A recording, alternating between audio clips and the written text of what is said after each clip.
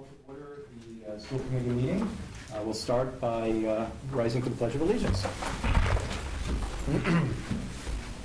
I pledge allegiance to the flag of the United States of America and to the republic for which it stands, one nation, under God, indivisible, with liberty and justice for all. Great, so we do have a full agenda this evening, and I'll remind you that this evening's meeting is being recorded, and I'll ask you to please silence the electronic devices. What I'd like to do, we're going to take things a little bit out of order if the board will indulge. I would like to start with public comment on this evening, and you'll notice public comment is at this time as well as in the later part of the meeting if we run into a very long session. So I'm going to try to get everybody's public comment in early, but if we do run out of time, I will ask that we hold off for the remaining public comment to the end of the meeting, and please be respectful of that time.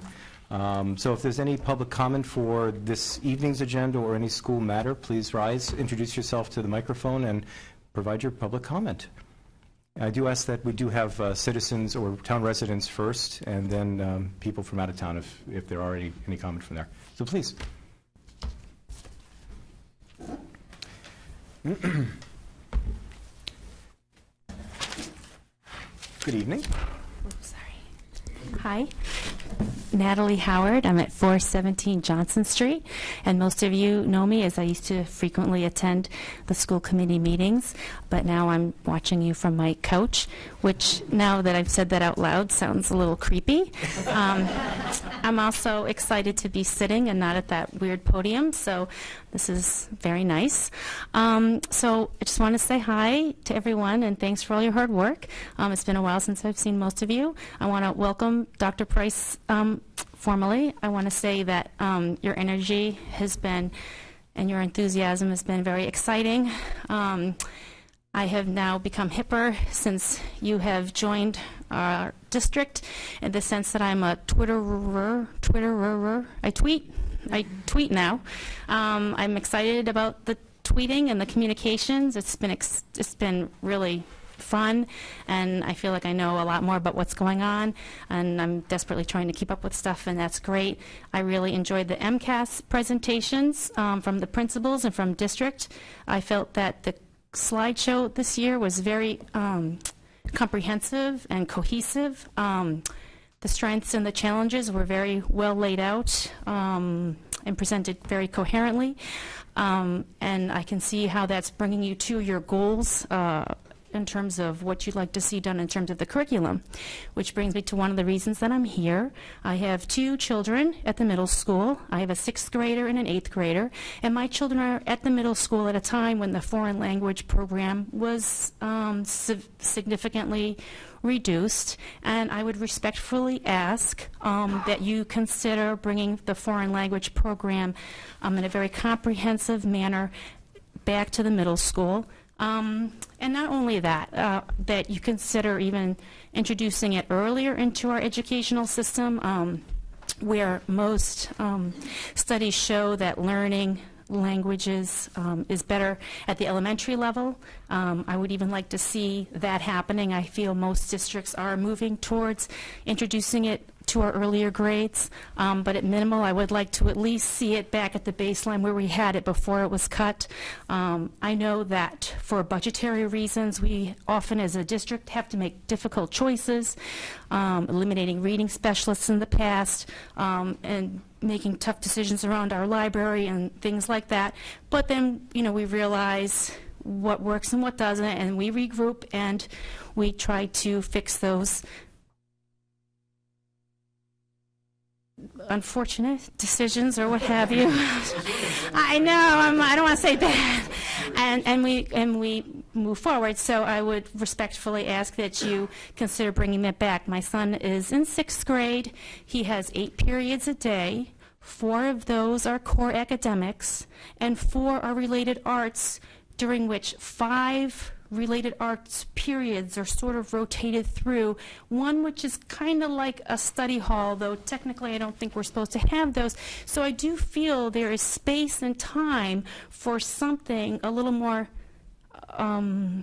something more that could challenge all of our children. While I appreciate the related arts and all the teachers are wonderful, I just think where as a district we are looking to challenge all of our children academically, I think that this is something that does need to be considered and does need to be brought back. And so I would hope that you would all consider that. I think to take a look at what's happening at the schedule at the middle school would just be something to consider. They're doing wonders there. They're working very, very hard with what they have, but maybe just to take a peek when you're looking moving forward would be great. And thank you so much. I appreciate it. Thank you, Ms. Howard. Thank you very much.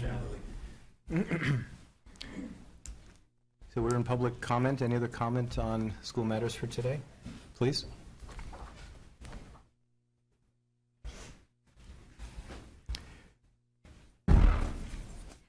Hi, I'm Elise Leifer, and I'm at 108 Hickory Hill Road.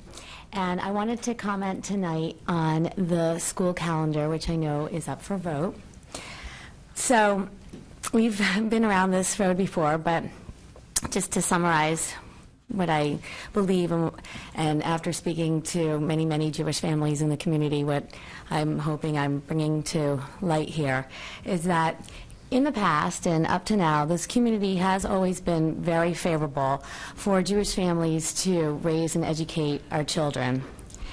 And while our kids have been going to school, I've got two children, a 12-year-old and a 15-year-old, the school holidays, Rosh Hashanah and Yom Kippur, have always been school holidays, and we've been able to observe our holidays and be able to, enjoy that. And that has influenced me and other families like me, like mine, to settle here permanently and to raise our children. And then it seemed like there was this surprise change to what happened to the Jewish holidays being observed. And it seemed like it was made by a select group of people and a survey monkey. And then they were off the calendar. They were eliminated. And it's negatively affected all of us. And our children have been under a lot of anxiety. Our families have been torn apart. And again, it was a surprise. It doesn't feel that it was something that was really thought through and made as resourcefully and creatively as I know that other decisions have been made on these kinds of matters. And now a lot of the Jewish families in the community are faced with the decision of making the unfortunate decision between religious worship and the anxiety-provoking academic catch-up that's been happening for our children. And the past 2 years have just been really awful. And I've heard a lot of stories, and I know you guys might have too, of what's been happening. It's been really difficult. And we're just simply asking that the Jewish holidays be reinstated as school days off, and at the very least that our most sacred day, Yom Kippur, be restored as a school holiday, and Rosh Hashanah be held as an early release or a half day. On behalf of the more than 25 families that met here initially with Dr. Price, to initially voice our concerns, and the countless other families that I've heard from, and you probably have heard from too, we hope that you will handle this request respectfully and resourcefully and creatively. For example, we were talking in our meeting with Dr. Price about looking at different ways to allocate the professional development days and some of the other curriculum days, and being able to help that along, in any way that we can. Thank you. Great, thank you. And Ms. Leifer, just so you're aware, the new business tonight is to discuss the calendar. The vote will not be until the next meeting. Okay. So this is a discussion day. Thank you. Thank you. Can I ask you a quick question? Because I don't know if it's here, but what are those holidays for So Yom 2016? Are they labeled? I'm sorry. They're not. Yom Kippur is the 12th, Okay. and Rosh Hashanah, I think, is the 2nd and 3rd Of October? of October, yes. Okay. And that would be 57, 77, if I recall, for the year. What did you say? The year. Oh, the year. I was Good evening. The 2nd and the 3rd. Okay, Yes. thank you. Hi, everybody. I'm Dave Brown, 35 Old Farm Road. Pretty happy constituent of the school system. I've got 3. 2 are already through and well on their way in higher education, and the 3rd is freshman. I was one of those 25 families, and still am. And I just want to make a couple of additional points beyond what Elise just discussed, just to keep the awareness up and fill in some missing information. So I think people that are not Jewish don't appreciate the nature of those holidays, right? They're very serious. They're the best way I can describe it is they're on the level of Christmas and what Christmas means to a Christian person. So that's important to keep in mind. They're not, they're not minor days in our culture. They're very serious days. Yom Kippur in particular, but Rosh Hashanah as well. They happen to come close together. It's out of my hands, above my pay grade. I can't do anything about it, but that's how they are, and they are significant. And this is part of the reason why we're motivated to talk about it, bring it to your attention, and ask for some reconsideration of that. And just how to get that out, because that's really important. Secondly, I'm a little concerned about the science behind the survey. Everybody can always attack surveys. I have an extensive engineering and mathematical background. And I know you have to use some tool, and that's the tool you have. But I can tell you, as a resident here who pays attention to this stuff, I totally missed that. I don't even remember when it came. Probably got buried in my email. I never dealt with it. I regret that now, because I would have been one of those people who actually filled in the comment section if there was one. And I certainly would not miss it again, but I missed that one. And I think that points to the issue, right, that I don't think I'm not sure you got a real scientific response to that. In fact, odds are you didn't.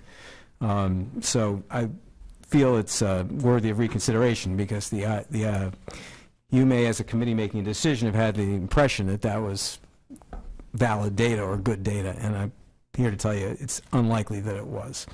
Next thing, as a happy constituent, particularly of the high school, I can tell you the high school's doing some good stuff, because the kids really hate to miss high school. And I know in my house this has been true with all 3 of my children, and the current one is no different. She's like, oh man, I don't want to miss school. I've got all this makeup work to do.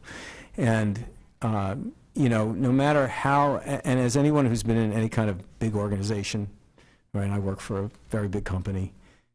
No matter how hard you try to get messages out to the people that are, in charge, in this case, the teachers, people are going to miss it. It's just not the most important thing on their plate. And then you're relying on them to follow through, and it just doesn't happen, and it's not a matter of bad intent. It's human nature. It's the nature of the beast. So the idea that, well, we'll make sure that there's no significant work done on those days, or we'll make sure there's no tests. And as I mentioned when we met, right, my daughter, the one that's in 9th grade now, her teacher spaced on it and gave out a major project on, I think it was Rosh Hashanah. She knew nothing about it, happened to hear about it. It was due on Monday. The holiday was Wednesday. She happened to be chatting with a friend about it on Sunday, and their friend said, oh, so you're ready for tomorrow? And she went, what? So, I know, I'm not saying you shouldn't try that. It's certainly better than not. But again, as a body of decision makers, I wouldn't count on that, even if it comes from you. I'm being a foolproof method. So it's just a suggestion and a criticism of that approach. And I think that's it. That's my points. Thank you, Mr. Brown. Thank you.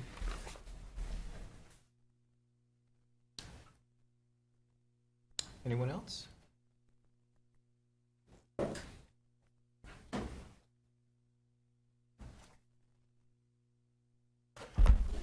Lisa Gruber, 3 Ironwood Road, and I have 2 children. One that graduated 2 years ago from the high school. I've been very, very happy with his success and his ability to do well here, and we're very happy that we made a decision to go to live in North Andover. We chose it over Andover, I have to say. I have a sophomore in high school now, and who is a very diligent student, probably more so than her older brother was.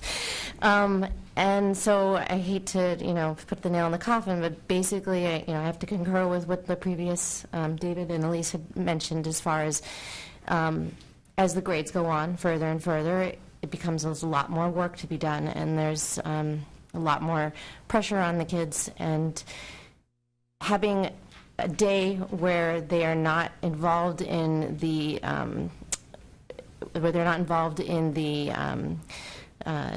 assignments that were given that day, that they're not involved in knowing what tests are due, that they're given assignments that are, out of their control. And at the same time, as David said, on Yom Kippur in particular, it is a serious holiday.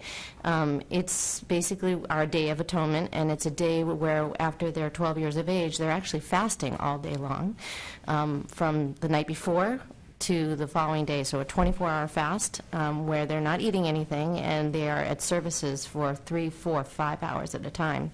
And if they're not sitting at services where they're going up and down, then they're helping with younger children.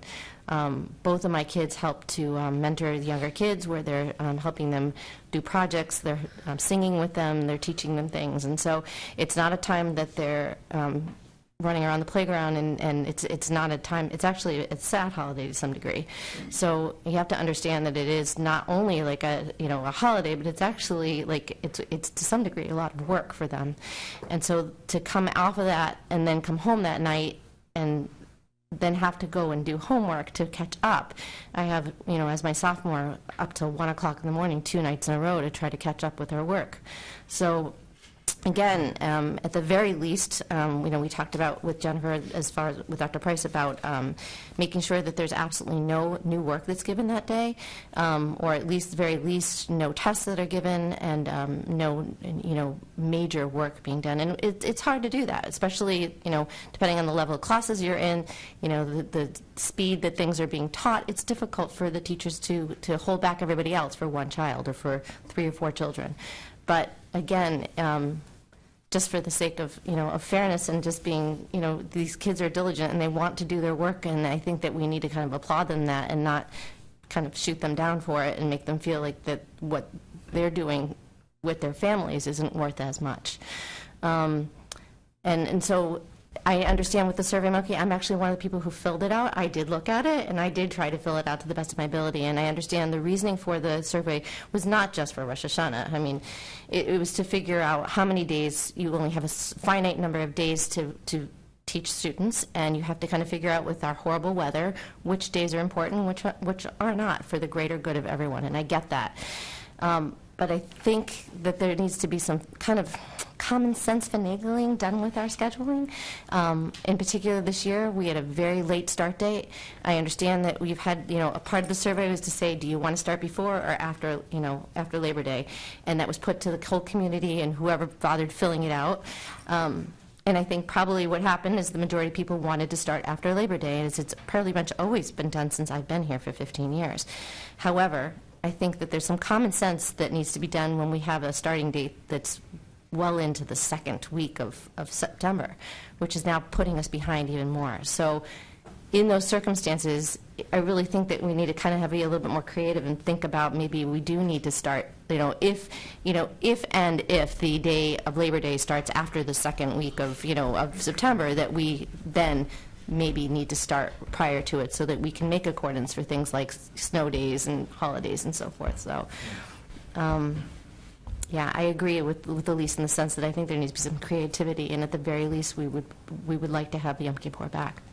So, sorry. Thank you, Dr. Brewer. Thank you. Thank you. We have time probably for one more comment. If not, I'd like to move on to the agenda, and we can return to public comment at the end of the meeting.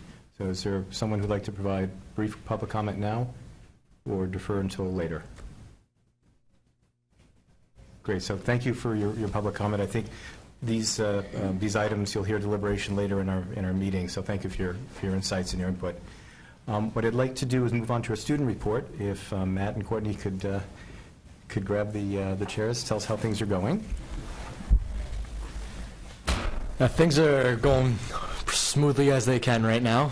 We have our final tomorrow. It's redundant, but we have our 5th final tomorrow, and 5th of we had period 1 and period 2 finals on Wednesday, then 3 and 4 today, 5 tomorrow, and it's just a lot of stress, but it's a satisfying feeling when you finally finish everything up and get everything done. So last one tomorrow. Then we just finished up all fall sports are over, and winter sports are start up on Monday, so most teams are going through their tryouts right now, evaluating everyone and get everything set. And this coming Monday, we are starting the second trimester, so everyone will have a new schedule, new teachers, new places to be. And also for all like juniors and seniors throughout like the entire country, they have SATs this Saturday, so it's a big one for seniors because it's going to be like one of the last ones they can take before sending everything out to colleges they're going to apply to. Yeah. For juniors, it's like their first one, so it's that test run, get a feel for it, and that's about it. I like the new haircut. Oh, thank you very much. And like Matt said, this is our final week of this trimester, and like everyone's been studying their butts off for finals, and everyone's been doing pretty good so far. But the stress that comes with it gets like, it's such a relief after the short days. The short days are great because like after you take like a 90-minute test, you get to go home, maybe study more, get some sleep, and it's just working out really well. And I'm so ready for second trimester. Great. Thank you. Well, I know that you have work to do, so thank you for your report, and if you'd like to head out. Good luck on your final. Unless there are any questions or comments. Thank you. Great. Thank you very much. I'd like to move on to the consent agenda. We have a couple of donations, approval, and recognition. So if we could start with the recognition, Dr. Scazzarello? And I apologize that we had a typo on the certificates. So I'll read what it should say, and then I'm actually going to let the student talk for a moment. So I asked if we could recognize one of my students who's put a lot of time and effort into developing a really special program at the high school. It's called Wrestle Olympics, and so I'd like to recognize Jack Perry for his hard work and contributions, his compassion, his caring about Best Buddies, which is what led him to come up with this idea. He started it last year, and this year was bigger and better, and it's a wonderful, wonderful night for kids. So I'm going to let Jack come up and just talk a little bit about how you started it, and maybe say hi to your mom and your brother and all of that good stuff. But congratulations. Thank you so much. You do a great thing. So You can sit down. You can sit if you prefer. Or relax. So I started the Wrestle Olympics event my sophomore year. We came up with, me, my mom, and my dad, we came up with the idea of this kind of event over the summer of freshman year and really went to it to get it done and make sure that it happened my sophomore year. The idea was, I really love Best Buddies. I'm currently the vice president of it. Hopefully to be president next year, and I really love wrestling. So I kind of tried to put my two passions together to give the special athletes of North Andover an opportunity to feel what it's like to win a wrestling match under a spotlight in a center mat in front of a huge fan section that's dedicated to supporting them throughout the night. And it's the event last year was spectacular. It couldn't have gone better.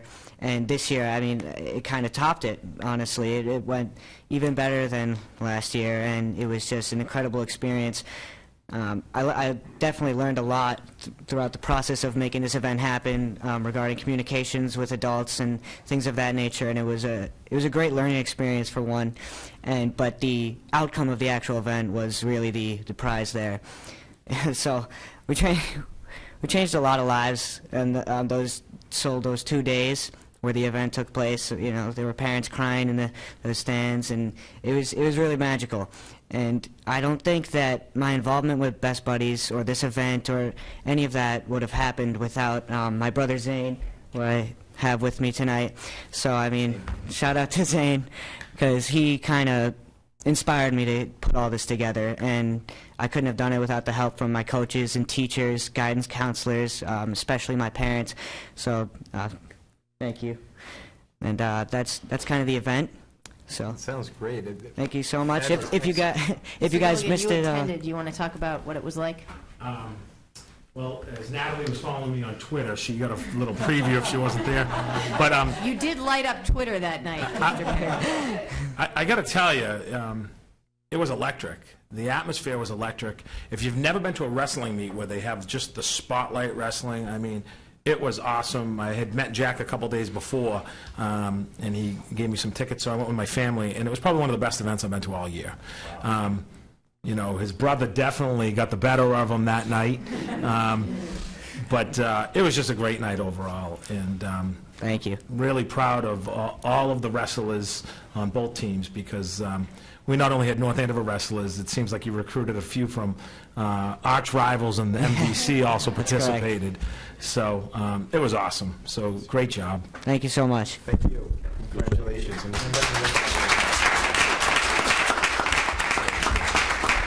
Like the other students, I do also have to study for my last final, so I will Certainly gladly understandable. excuse myself for the rest of the meeting. Thank you guys so much. Thank you. Thank you. Good luck on your final. Indeed.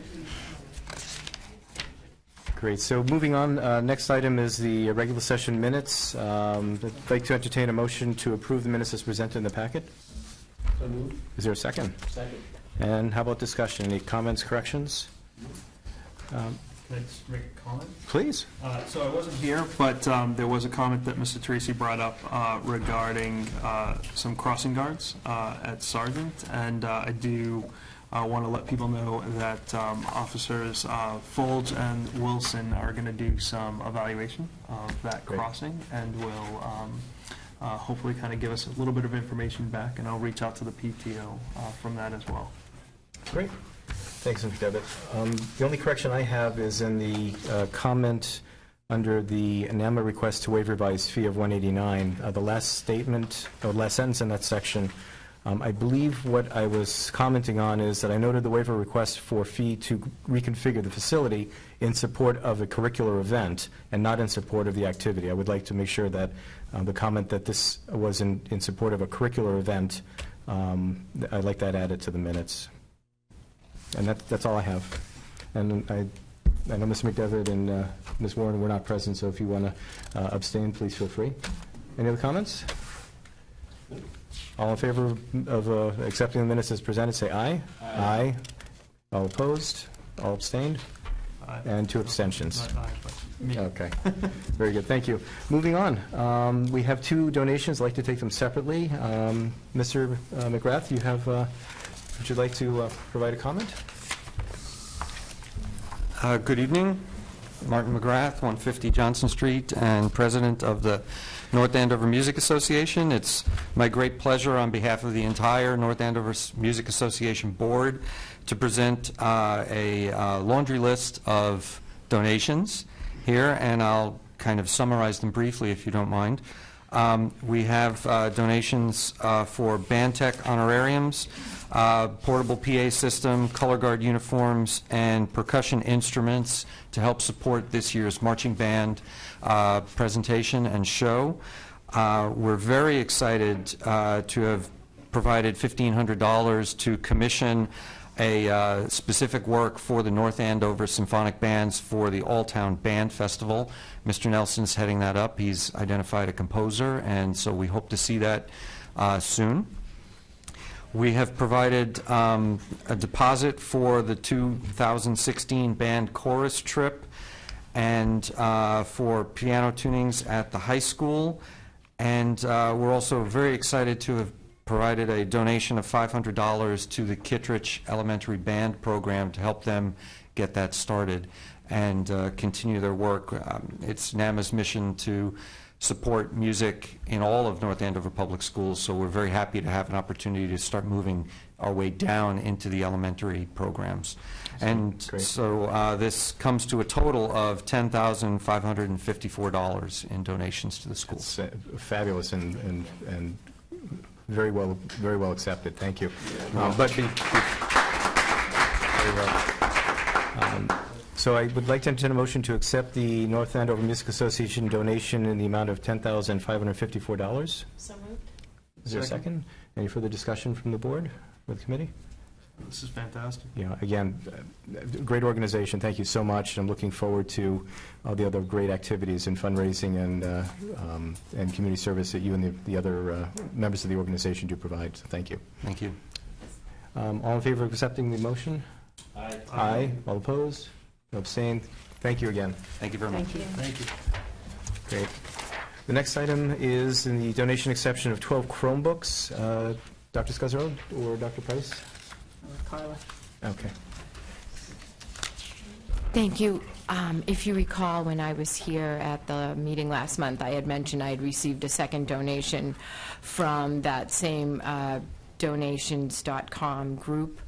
And so we are accepting 12 Chromebooks, if you're accepting 12 Chromebooks, for our biology classrooms, mostly revolving around the use of sustainability. That's what they're being used for, but they are being shared within the entire science department. So it makes a complete set now for the classroom, which is very exciting that they got involved and did this all on their own, and it's a nice addition. It went through Mike Grant, and I think Bennett also talked to Dr. Price initially about it. So they've done a lot of work and got a lot of support, and I'm happy to say that we've got a nice set of Chromebooks now for the science department.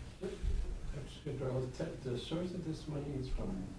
It's called donorschoose.com, and what Mr. Ahern did was put out that he was planning this project with sustainability and could use some technology in his classroom, and had to give specifics of what he wanted.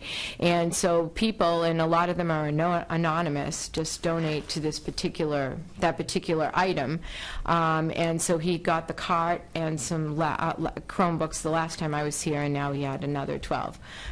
There are a number of people. I get a list of who the people are, and some are anonymous. There are a few people from North Andover who've supported it, a few people from, I suspect, Mr. Ahern's family, since they say where the people are from, and although I don't recognize the name, I think it could be relatives. So it's been a nice concept, and it's been a nice way to get community involvement at all levels. Great. So I'd like to entertain a motion to accept the donation of the 12 Chromebooks in the value of $1,943.88. Second. Any further discussion? The other question I had, I think this is wonderful, is if it's coming from many different people, do we need to do this? Do we need to vote this in?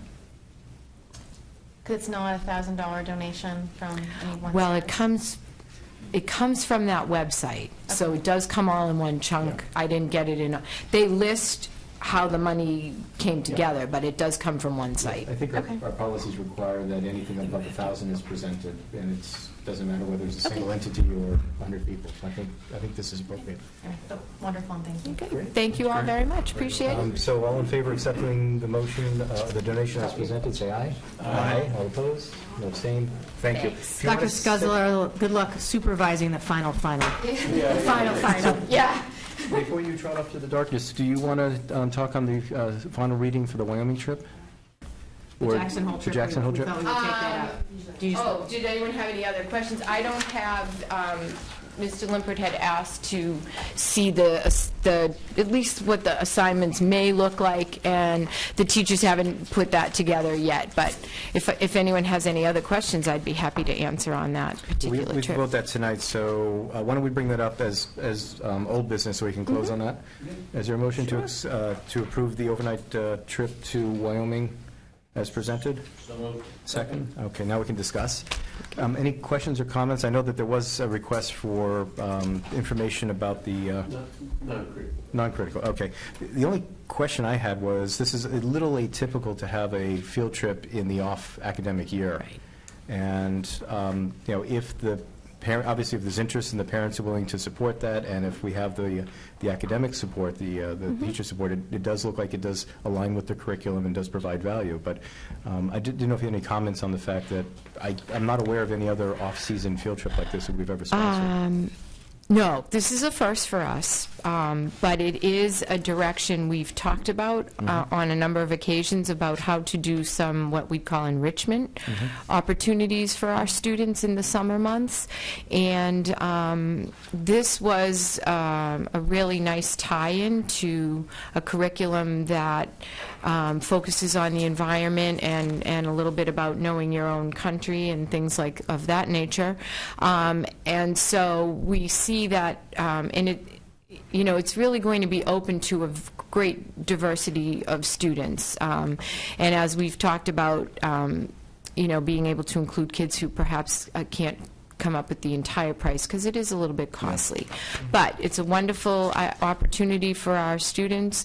I think the more we can get kids kind of out of New England to see other parts of our country and appreciate, you know, the land that they live on and share with all these other entities, I think is a great opportunity. And I know that Mr. Anderson, who's the point person, is, you know, one of our environmental science teachers at the high school. He's very passionate about it. He's in charge of the environmental club, and I know that he takes this very seriously, and he was very excited to propose it, and he really, he'll take the creation of the assignments, and if we're giving credit, he's going to make sure, you know, that it's valuable and worthwhile. So I think it might be the first of some very creative ideas that may come up for opportunities for our students in the summer. It's a nice way to keep them connected with school, but not in school. So I have extensive experience with summer school programs like this that I have found often are transformational for kids. Being able to take this amount of time for a program, it's very challenging during the academic year. But being able to go for multiple weeks in the summer, making sure it's connected to school, making sure it's connected to one of our folks, it's a great use of summer school. Where I came from had a trip that's been going on for 20 years where kids went and studied history in Prague for 3 weeks, and it was a transformational experience for kids. So I think this is a great use of our summer school program. Great, thank you. Can I just ask you a quick question? I know that credit will be given, and you might have said this last meeting, but how many, is it like a full set of right now credits? we're thinking about the 2.5 credits, Okay. Depending on how much work that the teacher is going to prepare for the students to do. It could be a credit or a credit and a half, but we're thinking it would be equal to a trimester course, because we'd want to be supplementing what they're doing and making sure that they feel it's valuable and worthwhile. Okay, great, great. Any other comments or questions?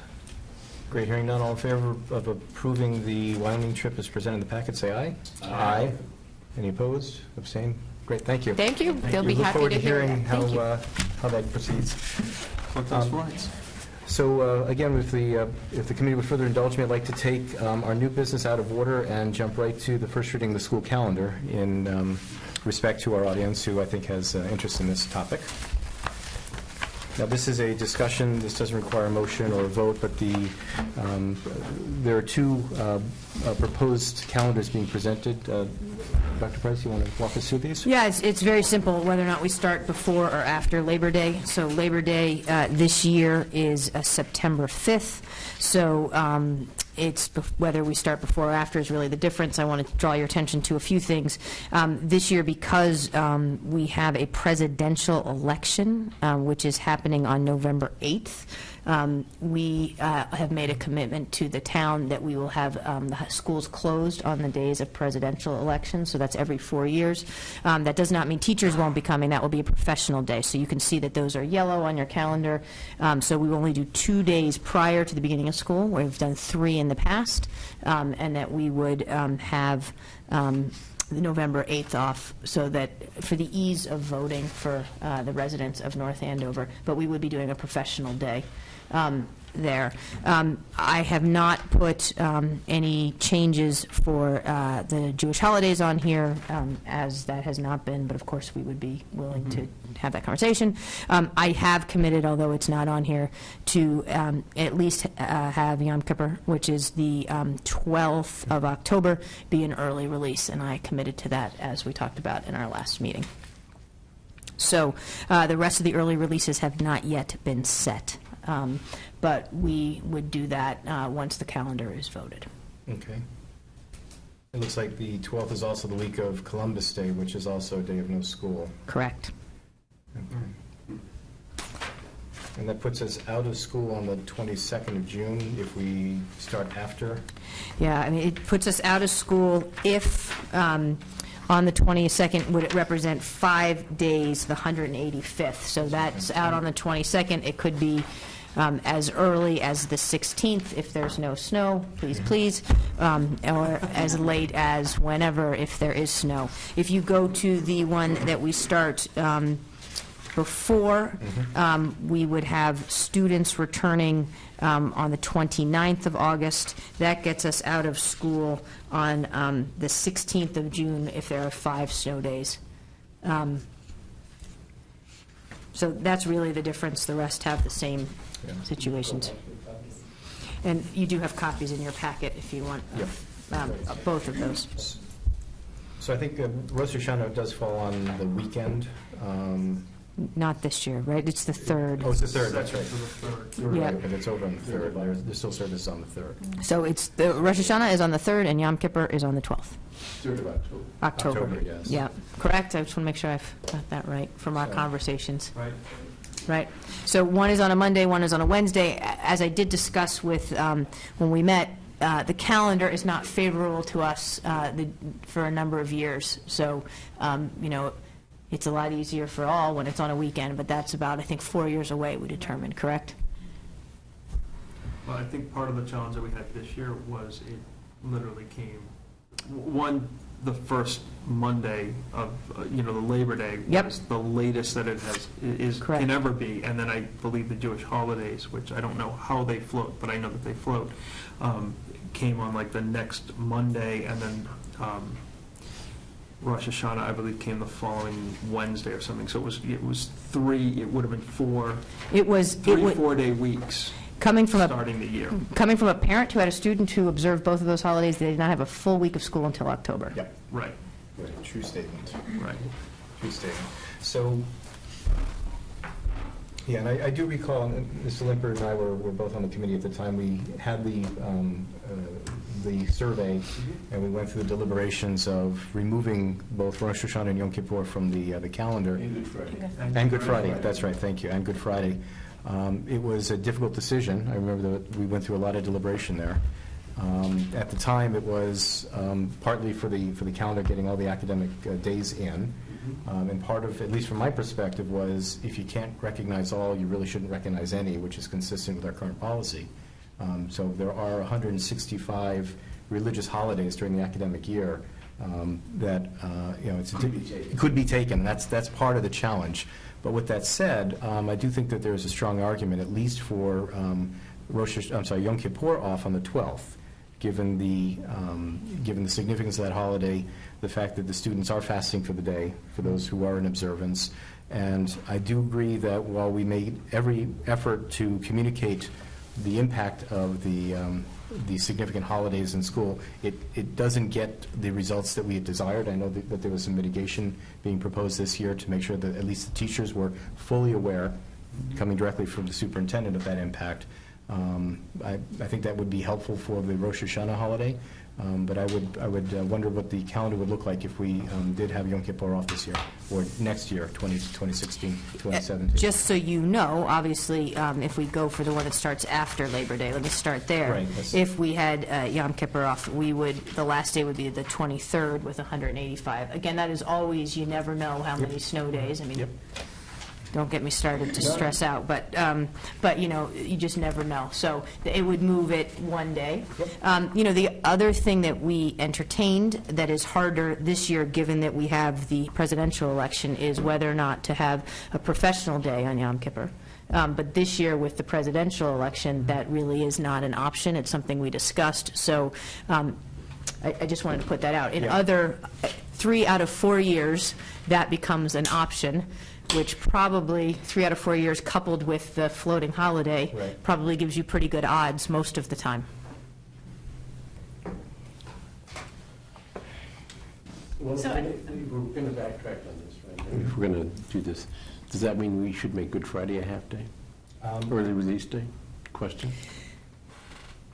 So, as you know, we've worked really hard to standardize early release days on a Wednesday. It just so happened that Yom Kippur was a Wednesday, so that worked. One of the challenges that we have is with families having early release days on days other than Wednesday for those who've had to try to figure out child care issues. It kind of was fortuitous that this next year, 2016, was a Wednesday. I'd be anxious about having something not on a Wednesday for the many families who have other child care issues that they have to deal with. But then this would mean that in subsequent years, that we may not have a half day on those holidays. Correct. I mean, okay, so this just is a fortuitous accident this year. For next year, yes. Yes, for next year. Yes, there's no doubt. Okay. So we're not we're not codifying this as policy, we're just saying it just happened to work out that way. Yeah, it's just something under, as you guys know, you vote the calendar, I have jurisdiction to figure out when the release days are. It happened to be on a Wednesday. It seemed like a very reasonable request from the people that I met with, that I could do that for next year, at least. And then obviously you can make a decision on the calendar. Yeah, I understand. Just as long as we're not tweaking policy while we're doing it. No, understood. And what we said before was this is the federal holiday schedule that we're on pretty much now. That's what tears me about this conversation is, we were kind of bound by when the rest of the state and the federal government decides to close shop. And there are very good reasons why everyone has the right to be out of school on a religious observance without penalty. And I think that's the intent. And I'm not sure that's the result. So I think... But we can work on that. I agree. Year by year, we can make that better and better until we get it absolutely correct. We sure can. And we also have the opportunity to compromise. Absolutely. And I think that's something we should consider. I think the other thing we should look at is in October, where we've got the 10th off for Columbus Day, and then the next week there are 2 half days. Just that also it becomes a challenge for families if both parents are working or parents are working in the home. It does make it challenging to have multiple days. That's only grade school, elementary. Right. Well, that's probably where the most child care challenge No, is. I know that. Just, Those are teacher conferences, yes. Right. It just happens to be that they're all at the same time. Right.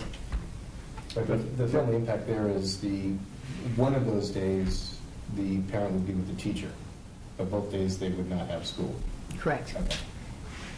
But that's what we wanted to do, to have time during the day for parents to come meet with teachers, right? Of course. Okay. Yeah, agreed. I'm just pointing out that it's within like an 8-day school, 8-day range. October was a strange month. Any other comments, discussion? I'm just going to throw this out there.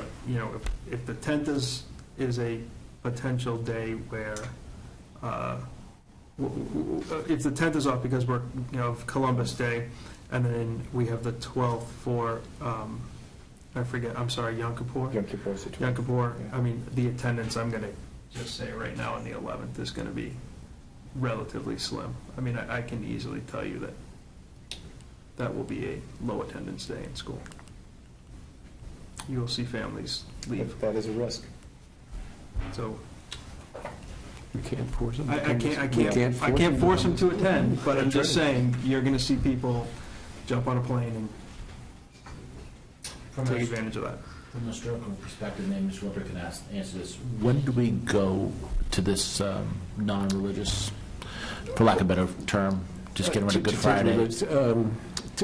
3 years ago, I think. 3 years ago. 3 years ago. This is the 3rd year? This is, I think, the second academic year, correct? The decision was made, but this was the second year. The decision was made 3 years ago. And I've been told that we went to the religious schedule not that many years before, so we haven't been doing that very long either. That was a relatively new thing, too. I could get that date. I don't recall what it was, but it wasn't decades. It was... It was when Harry Haratunian was the superintendent. Right. So that would be 5 and then 6. Well, that's a good reason to do it. Yeah. So that would be like 10 years ago. I was just going to say about 10. Yeah. That's about right. 10 years. Yeah, so we didn't, so that was I think prior to that, the only religious holiday we had was Good Friday. Right. That was it. Right. So, just saying.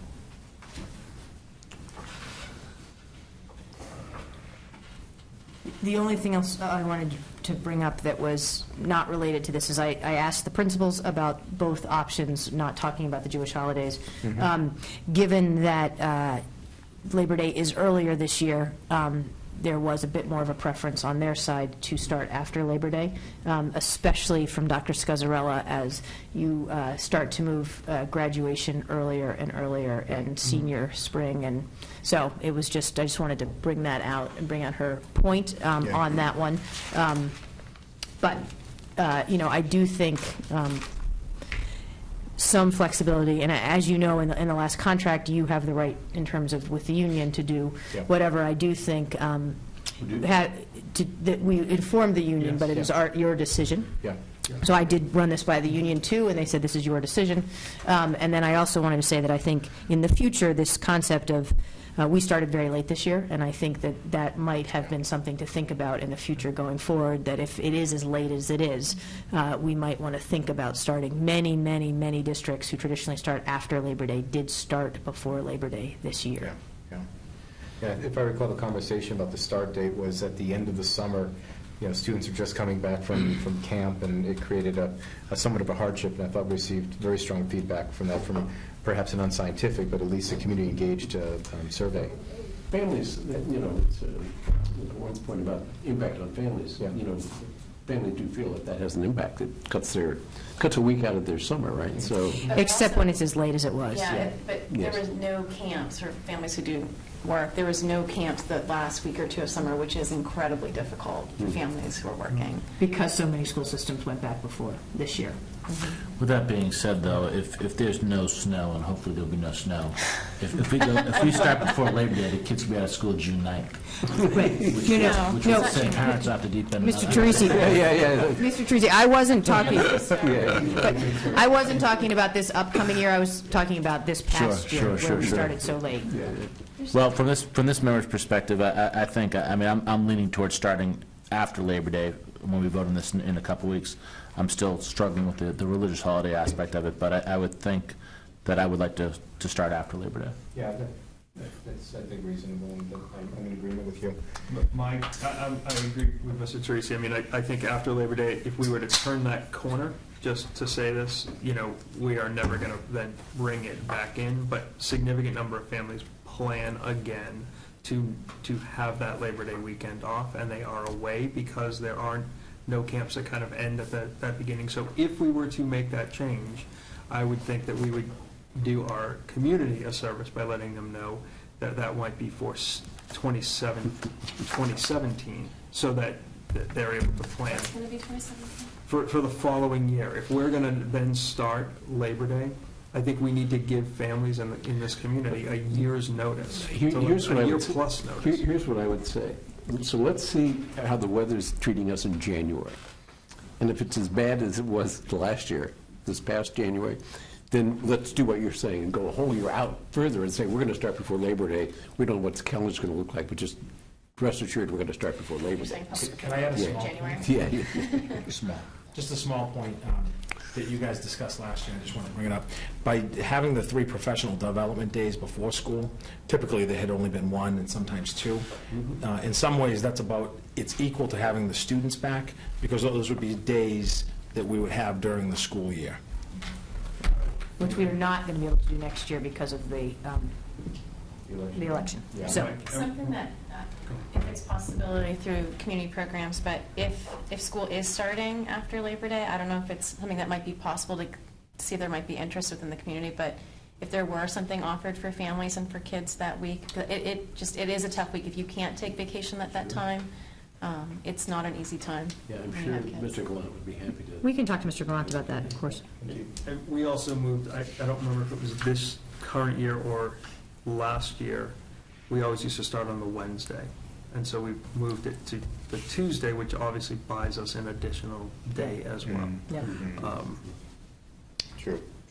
Okay. So I think at our next meeting, we need to vote a calendar. Do we feel that we should be voting the calendar that starts after Labor Day for 2016, 2017? I think we should, I think it'd be good to hear from the public about their thoughts. This year we started late, so feedback on that before Well, we certainly can get feedback after we finish the rest of the agenda this evening, if people choose to. Or maybe we'd hear from people between now and Yep. next meeting. Right. So it's a ways away. And I guess the other thing is, we're doing, I think we've heard positive feedback on the community engagement and communication.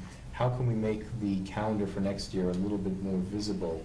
So if there are other opinions, that we can get them before next meeting on the 17th. The other piece of information which may be helpful, and I don't know if it's tough to gather, but I think we all remember last winter and how brutal it was. but historically, over the last 5 or 6 years, how many times have we used those 5 days? I just think getting out June 9th would be much more difficult for parents than starting after Labor Day. That's an early number. I can get that information Yeah, for you. maybe just going back 4 or 5 problem. years should be. That's easy. Yeah. Okay, thank you. I think the last 2 or so, we went close to the end. Yep, I'll get that information, no problem. Yep. Last year, we were okay. Any discussion, or should we move on? Great. So what I'd like to do is, while we are on the topic of new business, move to literacy update. Thank you.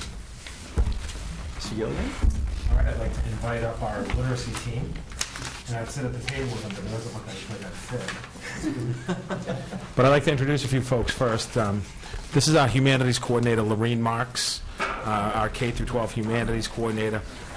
And with us tonight also are our literacy specialists, Ann Joyce and Jacqueline Taylor.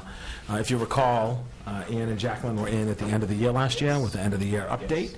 And we've really been off to a great start. They serve in the capacity of coaches last year, but with the reduction of the Merrimack Fellows, we were able to provide more intervention. So we were really thrilled because we piloted an intervention program at the Sergeant last year, and it gave us the ability now to intervene with these guys, not only intervening, Jacqueline and Ann, half the time, but they're also coaching the other half. And they've done a tremendous job, and I don't want to steal their thunder, so I'm not going to tell you about all the wonderful PD they've been providing, but the feedback's been phenomenal. It's been very useful. We're also able to, instead of the Merrimack Fellows, hire a full-time reading teacher, interventionist as well, and we also have a full-time tutor who's been trained extensively that works 25 hours a week. So currently we have at least half-time, and at one school, a 1.0, doing reading intervention, and I just wanted to bring it up. So I'd like to really turn it over to them. They've done an awesome job with the PD and the running records and all the exciting stuff that has to do with early literacy. So without further ado, Lorene, Jacqueline, and Ann. Welcome. Thank you. Good evening. So tonight we're here to talk to you a little bit about our small group intervention. Last year it was determined that small group intervention would be useful for the elementary schools. So we needed a reading specialist, as Mr. Gilligan mentioned, and one was hired. At the end of the year, we used the DIBELS to determine what students might possibly need intervention. And just to recap, the DIBELS are dynamic indicators of basic early literacy skills, and they're short 1-minute assessments that we can give to students, and they're an indication that they might have trouble with acquiring their early literacy skills. So once we looked at that data, we made a preliminary schedule in order to determine what students might need intervention.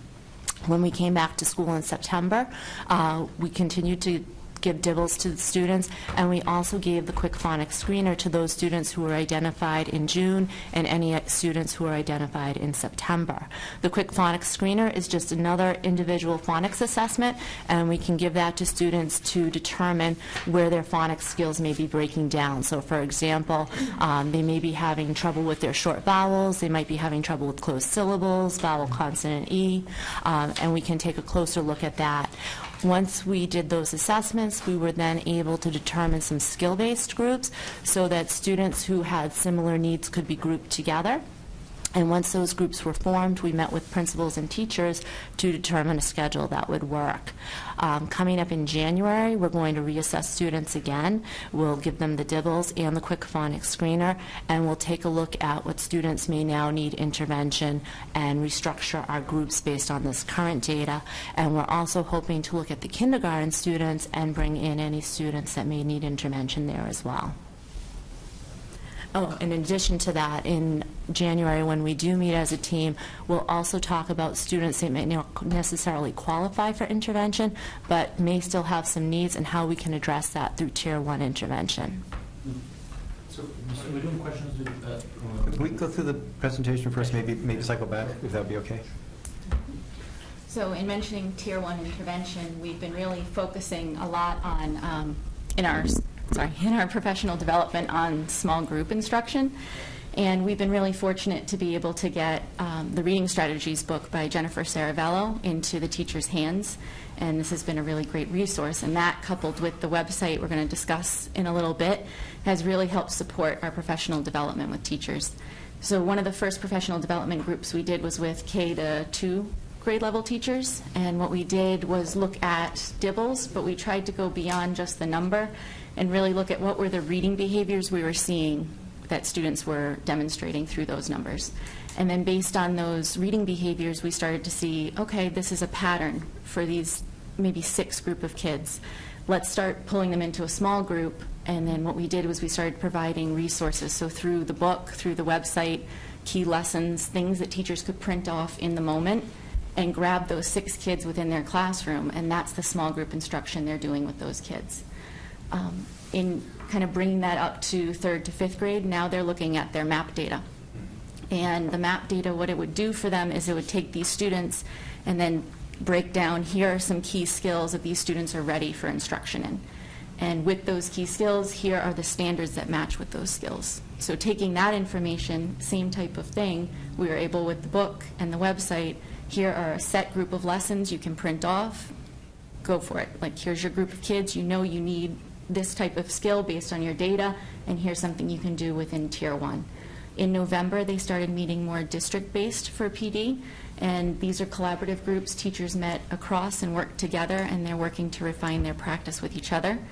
And what has been ongoing continually is really updating this website. And a lot of the information has come from even conversations we've had with teachers themselves, things that they wish they had their hands on and things that they wish they could get inside their classroom. And so we started piling these things together and presenting them through the website.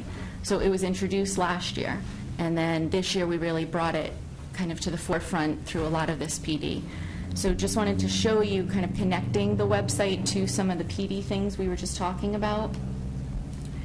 So if teachers go ahead onto the website and they know, let's say you're a kindergarten teacher and you get your Dibbles books back come January, and you're noticing there's 4 kids and they're really struggling with isolating out the sounds and manipulating the sounds and words. So they come on, and under here there are 3 different options, and each one has 6 weeks worth of lessons that the teachers could do. Within those lessons are resources that they could print off and other additional resources that aren't necessarily part of this, but some materials they could find online to print for activities and centers to support what they're teaching. Moving up to 2nd or 3rd grade. 2nd grade, you might get your oral reading fluency back, and they're noticing that, okay, my kids are pretty solid with their phonics, they can get their sight word recognition, but their rate isn't up to speed yet. So I'm a 2nd grade teacher, I can come in here, I click this, it's got the graph, it's got the student directions, and it's got a series of recorded passages that students can listen to and then practice to improve their fluency. And again, it's all accessible for teachers based on what they're seeing within the data. Another example, if we're coming into searchable databases under the reading strategies book that all teachers have now, if they get their MAP data and they know, all right, I'm a 4th grade teacher and my students, based on the MAP data, I can see that they're struggling with the comprehension skill of character. It narrows down and it allows them to then go into the resource book and say, okay, here are 8 lessons that I know I can teach over the next couple weeks to my students to try and target that skill. Where do the lessons come from? So some of them are lessons we've written through intervention. Some of them, the one I just showed you here, was the reading strategies book that we were able to provide to teachers. And so it shows you the page going to specific to that standard or to the skill that's needed. Which standards are these? So for this one right here, this would be reading grade 4 and standard 3, which has a lot to do with understanding characters in depth in 4th grade. So it's Common Core standards? Yes, Yeah, I'm sorry. And Zora, the book we'll send around is something that we have seen as an amazing resource, such that we purchased it for all elementary schools. So this matches what Jackie was talking about. And this is, again, we're focusing on trying to do some Tier 1 intervention right in the classrooms. And these are for strategy groups. So this is pulling small groups based on specific skills that students need intervention in. That's not pulling them out with a reading specialist per se. So, but really targeting those kind of skills that we can see either through our Dibbles, our running records, our MAP testing, where students need that support. So, and I'll pass this around if you want to take a look. So when these folks are talking about Tier 1 intervention, that is, when they're coaching teachers up or providing the resources and getting that intervention place to take Tier 1 in the classroom. Math is new this year, right? Oh, Yes. sorry. Yes. Yeah, at the end of the presentation. Forgive me. Forgive me. Yes. You had a brief map overview done in September. Yes. So moving on to our role as coaches, one of the main things that we've been doing is providing PD. As Jacqueline mentioned earlier, we had the opportunity at the beginning of the year to think about DIBELS and identify typical areas of need and then provide teachers with lessons to go along with that. We also just finished our third session of using running records to drive small group instruction.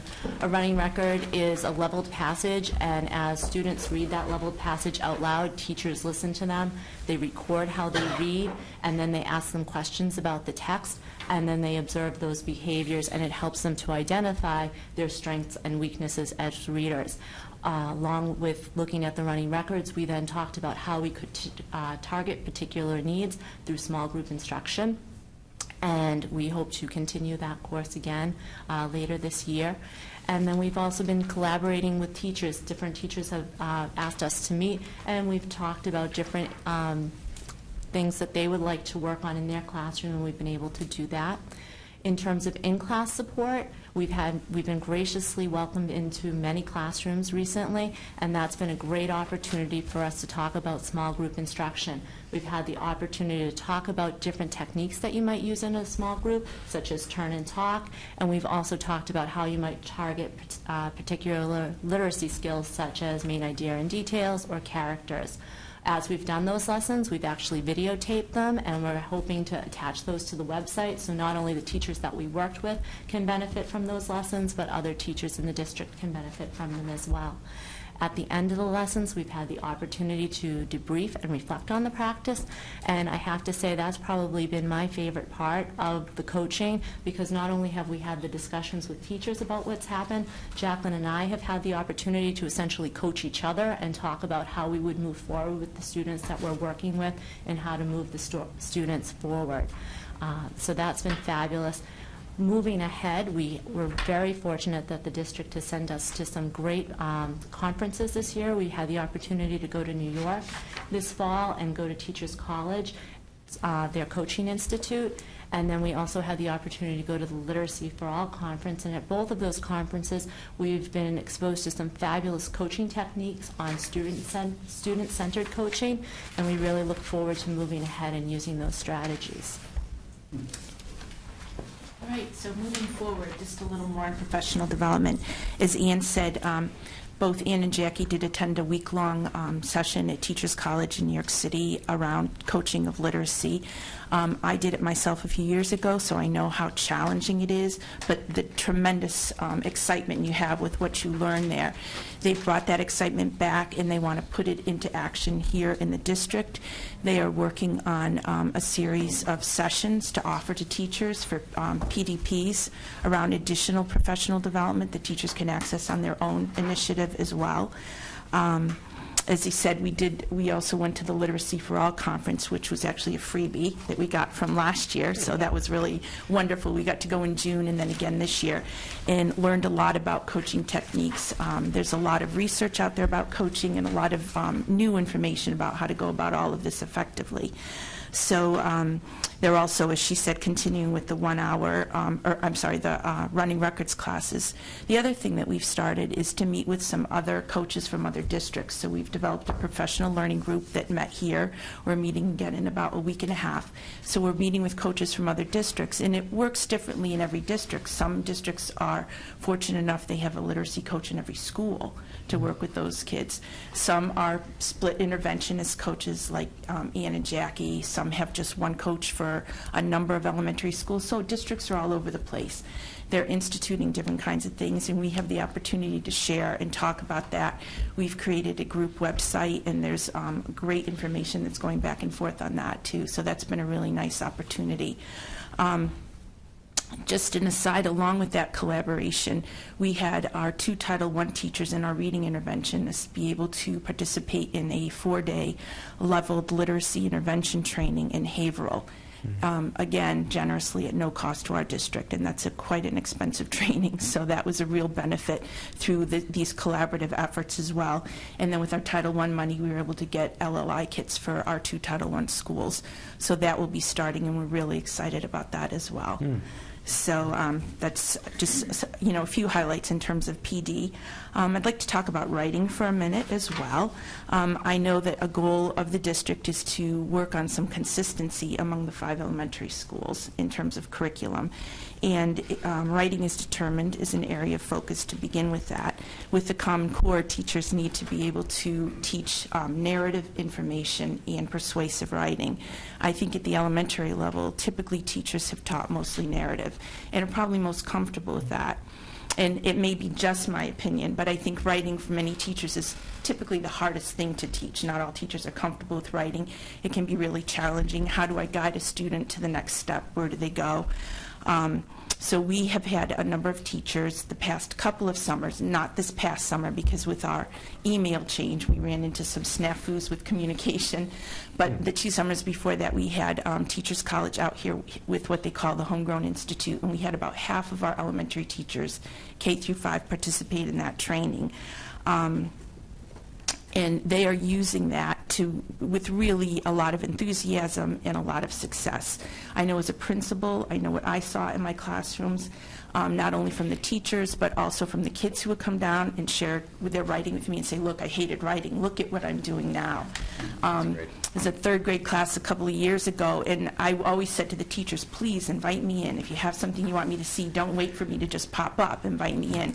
Teacher invited me in, and the students had written their persuasive work on what the new playground should look like. They had no idea that the PTO had started conversations about what the new playground should look like.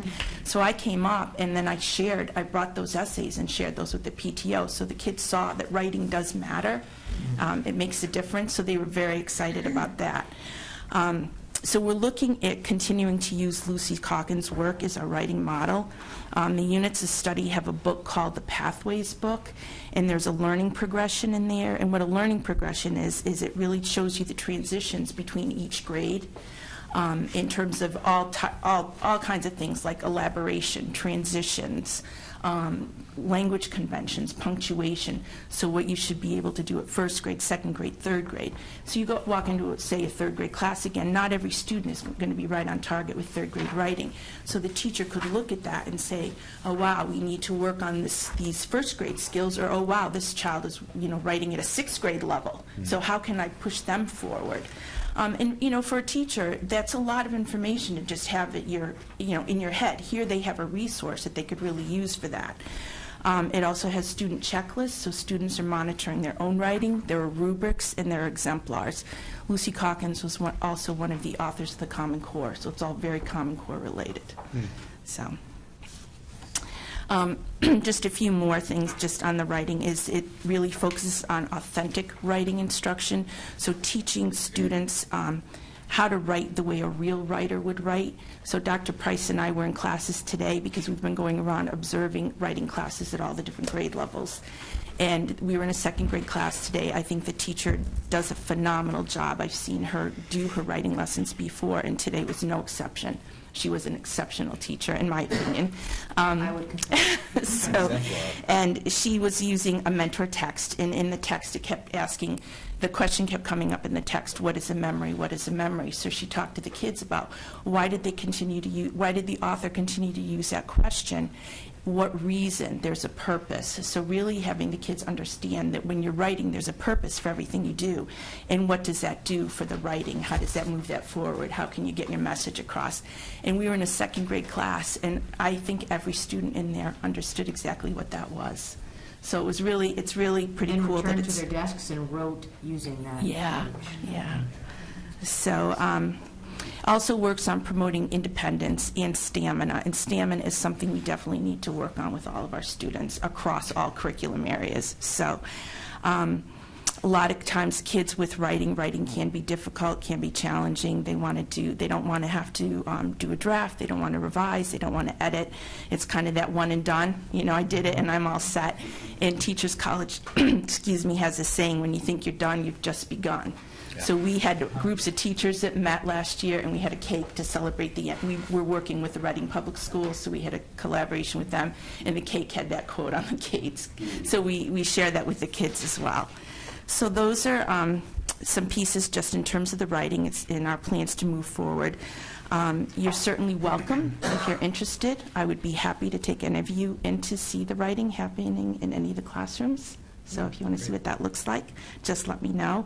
That is something that we're going to include on our budget conversations as we move forward, resources for training and materials to work on that consistency across all 5 schools. Thank you. So it's very exciting. So. Mr. Tracy, if you want to... Yeah, just quickly, anyone, could you just describe the Dibbles test, who takes it, how is it given, and how long does it last? And I know you're giving it to 5, 6, 7-year-old kids, but... So the Dibbles in North Andover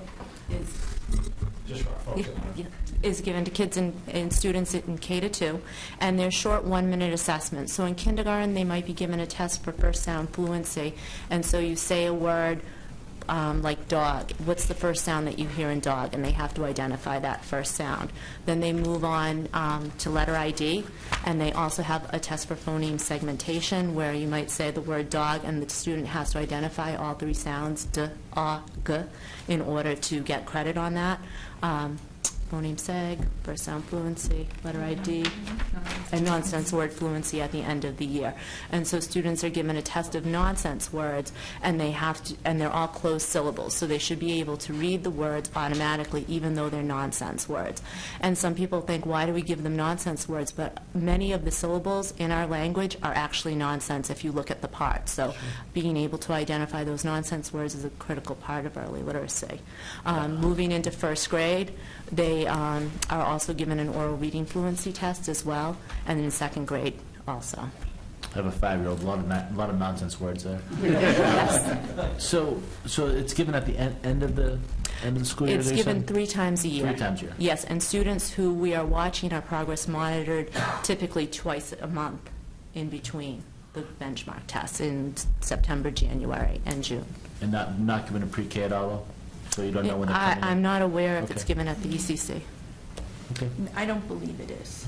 And that's not a And in fact, this year, developmentally important. we're not giving it until January in kindergarten, because we're letting kids come in, get used to kindergarten. Some kids, may have not been introduced to a lot of literacy skills, but are going to pick it up like that. So we get them into school, start teaching them, and then see where the kids are. So that'll start in January. Thank you. Nice presentation. Thank you.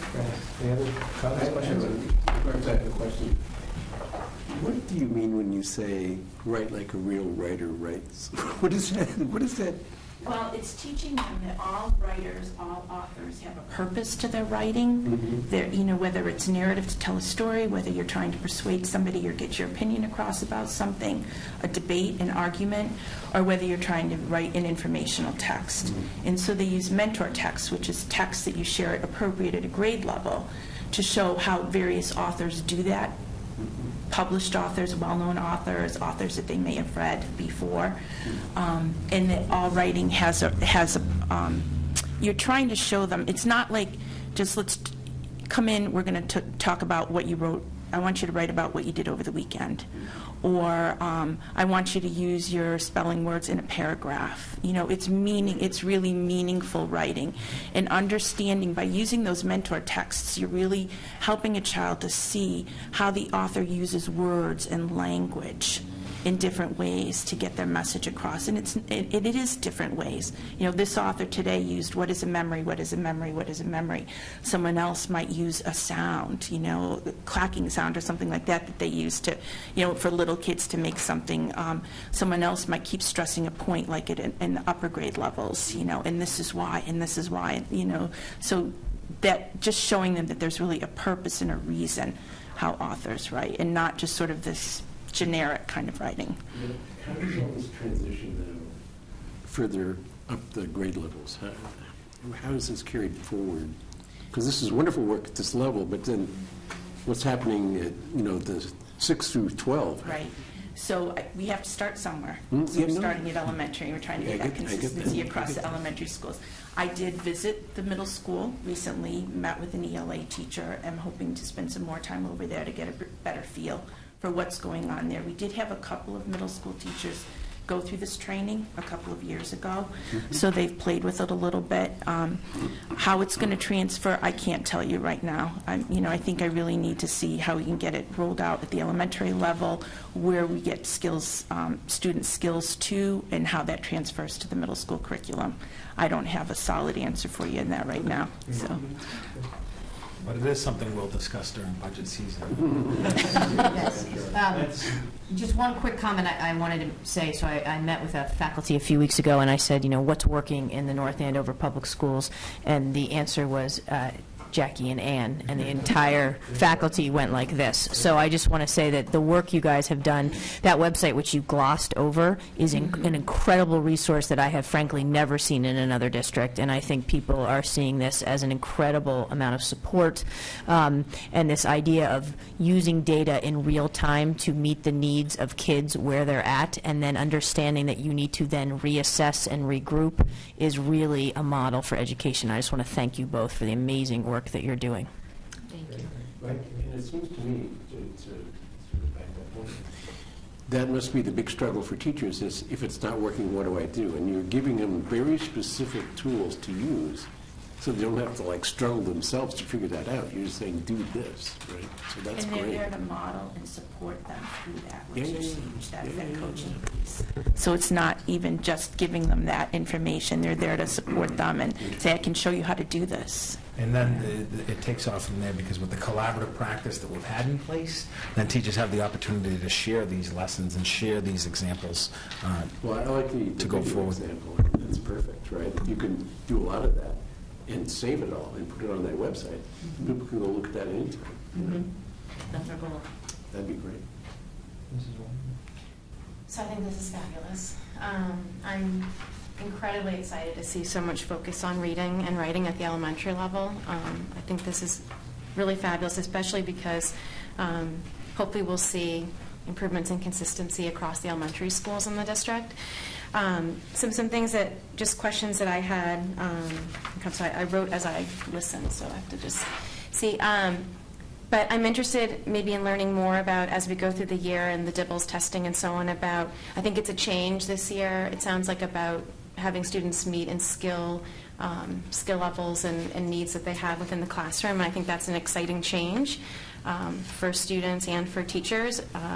But I'm wondering, during that time, is it still just the one teacher in the room with the students during the literacy block then? The classroom teacher? Yes. Okay. So, and then you had mentioned that there's some opportunities for, I think we have you said a tutor and Yeah, if you can. Jackie and Ann. And Yeah, if you can recall, it's the data just happened to work out where we want to put the interventionists where the most need is.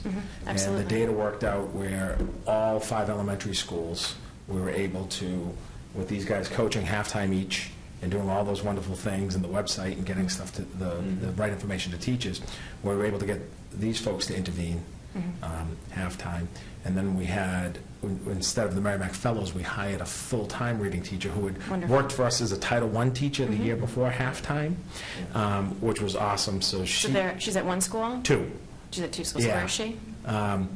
Margaret Orn is at the Franklin and at the Atkinson. And then we were able to take one of our really qualified tutors, Margaret Marshall, so she's been trained with not only with Jackie and Ann, but she's been with us a few years, and she's split between the Thompson and the Kittredge. So it's been it's been huge. Okay. And so you are both at Sargent School? And these 2 are both at Sargent School. Sargent being our largest school has the most support based on what we Yeah. what we need to do. Great. So this is exciting to see. It sounds like a lot more hands-on support in the classroom and with teachers. So one of the things that I was thinking is you had mentioned that there'll be DIBELS testing in January, and that's certainly an exciting time for us because it's budget season. So it'd be great to know more about how things are going, maybe what's working. I know it's a fast turnaround, but That would certainly, I think, help all of us as we think about budget and the resources that we need, particularly in reading and writing at the elementary level. So I hope that can be part of what we're doing.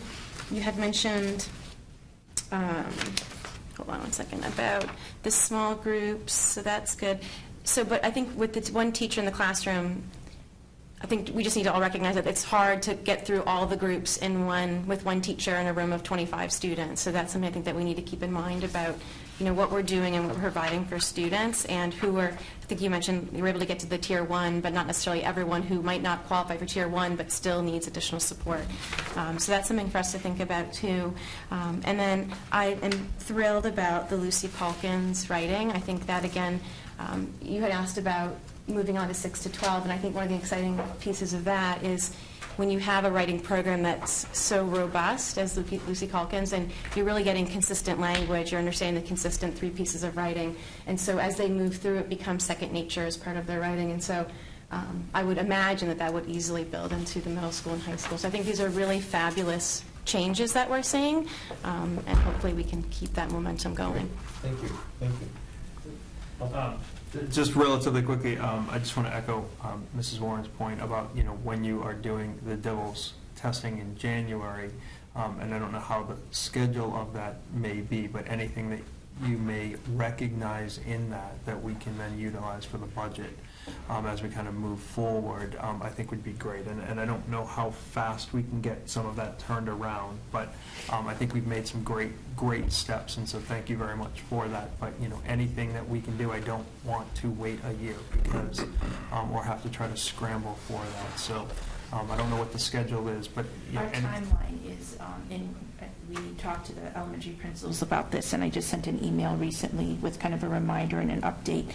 So the assessments we're hoping to have done by mid-January, and then the elementary principals will review that data at grade level teams with whatever reading support person is at their school. At that time, they'll be looking at who will be receiving reading intervention support, specifically from the reading support people, as well as at those team meetings, talk about what can be done for students in the classroom based on what you see from that data that your class looks like, what kind of skills and what kind of areas need to be addressed. Yeah. So we're going to talk about both of those. We are not yet into budget season, but I can promise you that this will be part of our thoughts moving forward, and we are not going, you know me well enough to know, we're not going to be waiting a year. Yeah, no, I know that.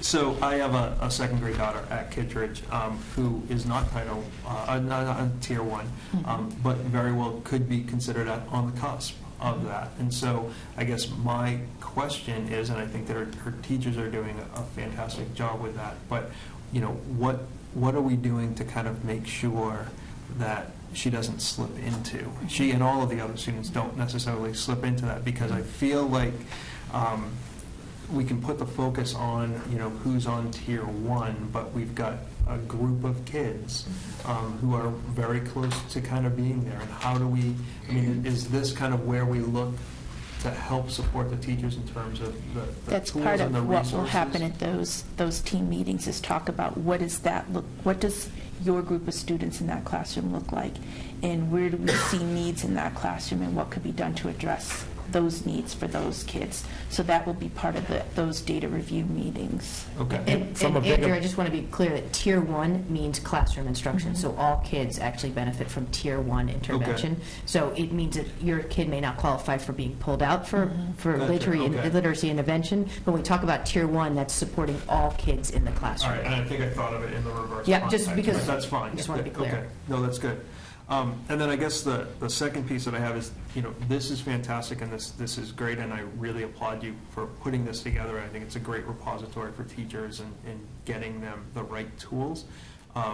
But I'm wondering, and maybe this is a next step as a resource for parents and the community, where do we then go, right? Because I don't mean this the wrong way. I don't necessarily know everything, and she's not coming home and telling me.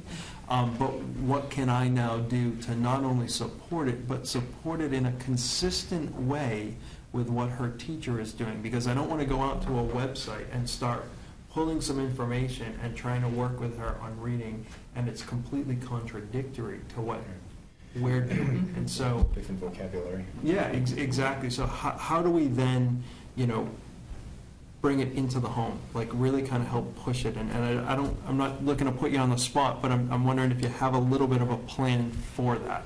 You might want to get into the, not only a question about that, but also the one book, one community, connections with the library. We have a lot of next steps to address. Okay. So, okay. yeah. So, I'm being honest with you. We have a lot of next steps to address, and we're working on all of that. I have to echo what Dr. Price said. These two women have been phenomenal, and you just saw the tip of the iceberg on that site. And it is not something for parents, because that would be confusing or going off. And I understand you're saying not even necessarily that website, but saying, oh, my daughter's struggling, and you go online. It's something that we can definitely look at, but I can't promise it's going to be something that's going to be immediate. Okay, no, and that's fine, but I just, and even as Mr. Gross said, to know kind of what the right vocabulary is. And like, we read, and, she pats her arm and counts on her finger, and I'm like, what are you doing? It's just a word, and so I'm trying not to discourage that, because that's what's happening in the school, but I don't even understand what that is, and she's telling me. We agree wholeheartedly with you, and one of the things I keep saying is I'm a reading person, and thank goodness for Jacqueline's technological skills, because really, she's been able to handle creating this website, and the ideas are joint, but honestly, I have to give her all the credit for website design. I don't have website design, but that has been, really supposed to be my project. And so it's just, again, though, doing intervention, doing coaching, there are only so many hours in a day. We totally echo what you're saying and feel there should be something for parents, but it's just, there's a learning curve and time. But we totally agree. And it's the right step, so thank you. We completely agree with you. A good answer for that would be like a public portion of your website for parents, right? That's all behind the portal, but there could be a smaller part, and it could be as simple as talking head videos from you all. So you don't have to do a lot of work. You could just take each grade and talk through it, and describe the kinds of things that Mr. McDevitt is asking questions about. Might not be that time-consuming for you, rather than writing things and coming up with briefings and stuff. Great idea.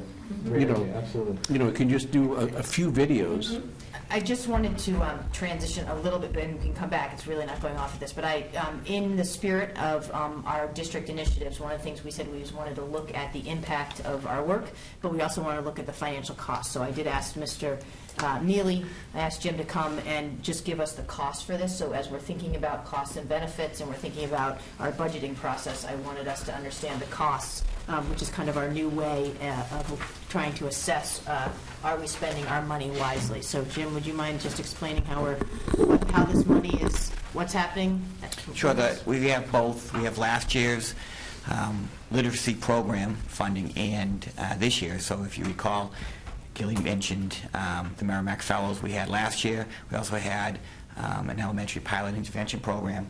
And those really, I've highlighted those because those are the differences between last year and this year. We still have middle school literacy coaches, as you've heard from tonight, and some funds for materials and supplies and professional development, which is $5,000, but you've also heard how they've been able to leverage Title I funding and getting it for free, which is great.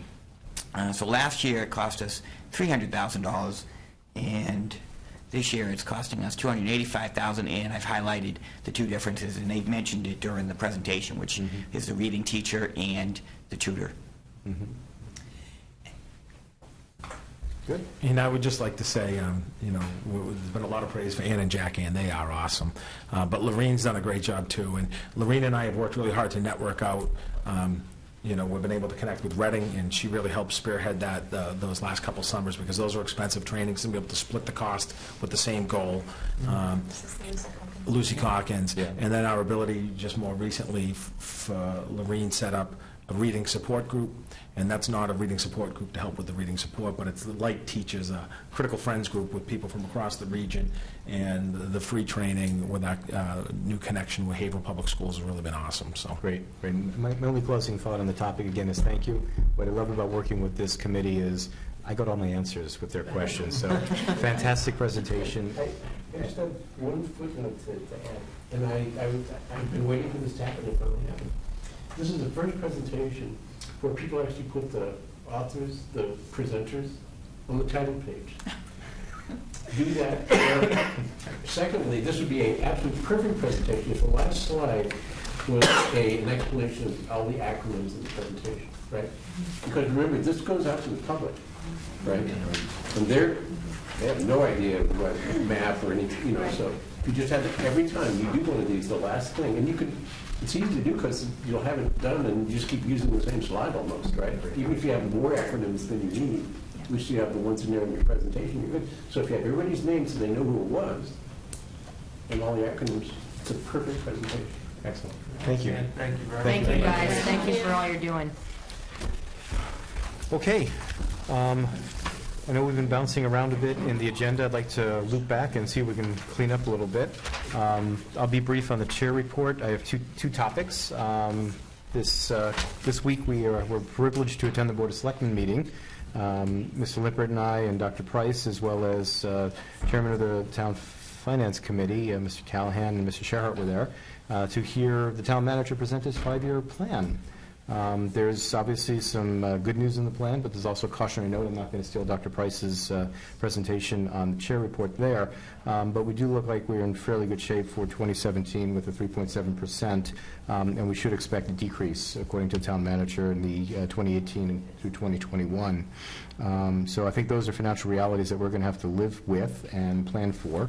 The other thing that was brought up that I think was a little bit of a surprise was the cost of our Essex agriculture and vocational education. I thought our voc in the past years was, maybe 100 to 150,000. But it looks like it's maybe I'm recalling incorrectly, but it looks like it's closer now to 400,000 for the voc tuition. So it might be worth trying to figure out why that is. And well, in years past, I don't think that particular institution was very attractive to anyone here. So I don't think we had any people going there. Now they've completely changed it. It's the highest tech vocational school in the Commonwealth. Agreed. So all of a sudden, I think they're trying to attract students. It's attracting students, exactly. Right. And so whenever somebody decides to go there, we have to pay. We should. So is this an opportunity to be rethinking what services and features we might be able to bring that might... So my comment is you might want to go tour it before you what they're able to do in terms of being a career vocational school and the shops and the opportunities that they are offering. There is no doubt that it is going to be a more competitive option. And, the challenge is that the challenge for me in these situations is that a town where the cost for us is $11,800, they are charging the same tuition to us as they are to schools that their per pupil cost is much higher. Yeah. And so we are spending a higher percentage of our budget than a school who is spending the state average, for instance, in terms of per pupil spending. So this is, again, part of this reform that we need to make the playing field level for our kids. The Greater Lawrence Vocational School is not as expensive and has not been as much of a draw in terms of the per pupil. But I think I heard the tuition at Essex, it's a new name, but Essex Aggie is now over $20,000. Yeah. And so that is a $9,000 increase from what we're spending here in North Andover, which creates a challenging situation. And that is a state legislative issue, not a North Andover Public Schools, but it's challenging when we have to pay that kind of money for a student. I think they said that we're sending 7 to Aggie, and we're not sure about voc. 7, but 7 is $140,000 plus transportation, right? It had been 3 or 4. Up to 7, yeah. But they just hired, as you may or may not know, the superintendent of Brookline just left to go run Essex Aggie. I mean, this is really trying to be the premier regional vocational school. So I'm not sure how we prepare for that disequity in the budget and the per student spending. As you know, it actually comes from the before anything's divided up, the money goes, correct? I mean, it doesn't come out of our school allocation. We never get to what yeah. they pay. It's on the cherry sheet. Yeah, I mean, it's early. Okay. Great. And the only other comment I have, I was fortunate enough to attend a professional association meeting in San Francisco a few weeks back on medical informatics, and that group has initiated some high school scholarships to enable students to peer and team up with corporate America in these challenges that are actually happening today in some of the advanced sciences of medical informatics and such. And it really generated an opportunity, I think, for us to think about how we're leveraging our relationships with some of the surrounding technology companies, and are we in a position now to potentially help students in our district team up and solicit and perhaps get some of these funds that are being provided through NIH for high school enrichment into science and technology. So it's one thing that resonated with me. I know that there are lots of initiatives we're chasing, and this might be one that we might want to think about if we have that opportunity within our community and within our surrounding communities for high tech, that might be something particular that would be a great opportunity. So with that, I will pass over to the superintendent's report. So I just have two areas. The first, if you would look at item 6A, is according to my agreed-upon goals, the next step in my entry process was really to try to identify some key strengths of the system and the most critical areas of improvement. So I have done that, identifying 4 of each. First, in terms of key strengths, the dedicated professionals who go way above and beyond in this district, even with limited resources. I just have been blown away by the fact that our faculty and staff is really whatever it takes for kids. And I see that in every building. I see that in every classroom. And I think that parents have talked to me about that. And I think it's a real strength of this school system. And then going to that, just a strong sense of community within North Andover. I've written about this a number of times. I think people can talk about this. I think I talked to you about this, but until you lived it, you really don't understand it. 3 is a commitment to our raised values. I think that's pretty self-explanatory. And 4 is really a testament to Hutch. Is this a collaborative structure that supports teaching and learning? And, I think his tenure as superintendent was defined by developing a sense of collaboration and a structure that supports collaboration. And I have been incredibly impressed with what I've seen in terms of an understanding of what it means to open practice, to focus, and to work with one another. So those are 4 key strengths I see within the district. As we, and by say we, just so you know, I've shared these with the leadership team. I've run some of these by faculty and staff to see if they agree, and it seem to be resonating quite well. When I really think about the areas of improvement, many, and obviously these next 4 will have a lot of sub-bullets underneath of them, and that's my next step, is really to kind of think about what do these mean in terms of a plan, but kind of the big rocks, if you will, that I see. Our first is developing a rigorous and consistent curriculum across the district, and I think both of the words rigor and consistent are important to that. I think we saw some of that tonight, as we're trying to develop some consistency, especially within our elementary schools. We do not have, in many places, a consistent curriculum across our elementary schools, whether it be within the school or between schools. And that's something that I think we need to focus on, and we need to make some steps in the right direction. And in terms of rigor, we need to make sure that all of our students are being pushed to high levels, and that we're differentiating on all ends. Meeting the needs of all students. And I see 3 areas of specific focus in the short term. The first is special ed. That should be no surprise given the what we've talked about. The second is, I've heard a lot from teachers, is that we're not meeting the needs of our ELL students. That also came through in our coordinated program review. We are a low incident ELL district, and that becomes very tough because we don't have a huge number of students, but we need to meet the needs of those students and those families. And then the last is students who excel academically, especially prior to high school. You saw that the survey talked about making sure the kids for whom it comes easier in a specific subject, that they are given the opportunity to be pushed. And something like the Lucy Calkins writing program, as a parent who has had a kid go through that, absolutely allows kids on that end to be pushed at all levels. So that's an example. 3, ensuring that we have the resources needed to support our system. I think I don't need to explain that to the school committee, but there's many aspects of that in terms of what we need to be able to do. And then the 4th is developing consistent and transparent district systems and structures, and I've talked a little bit about that with you already.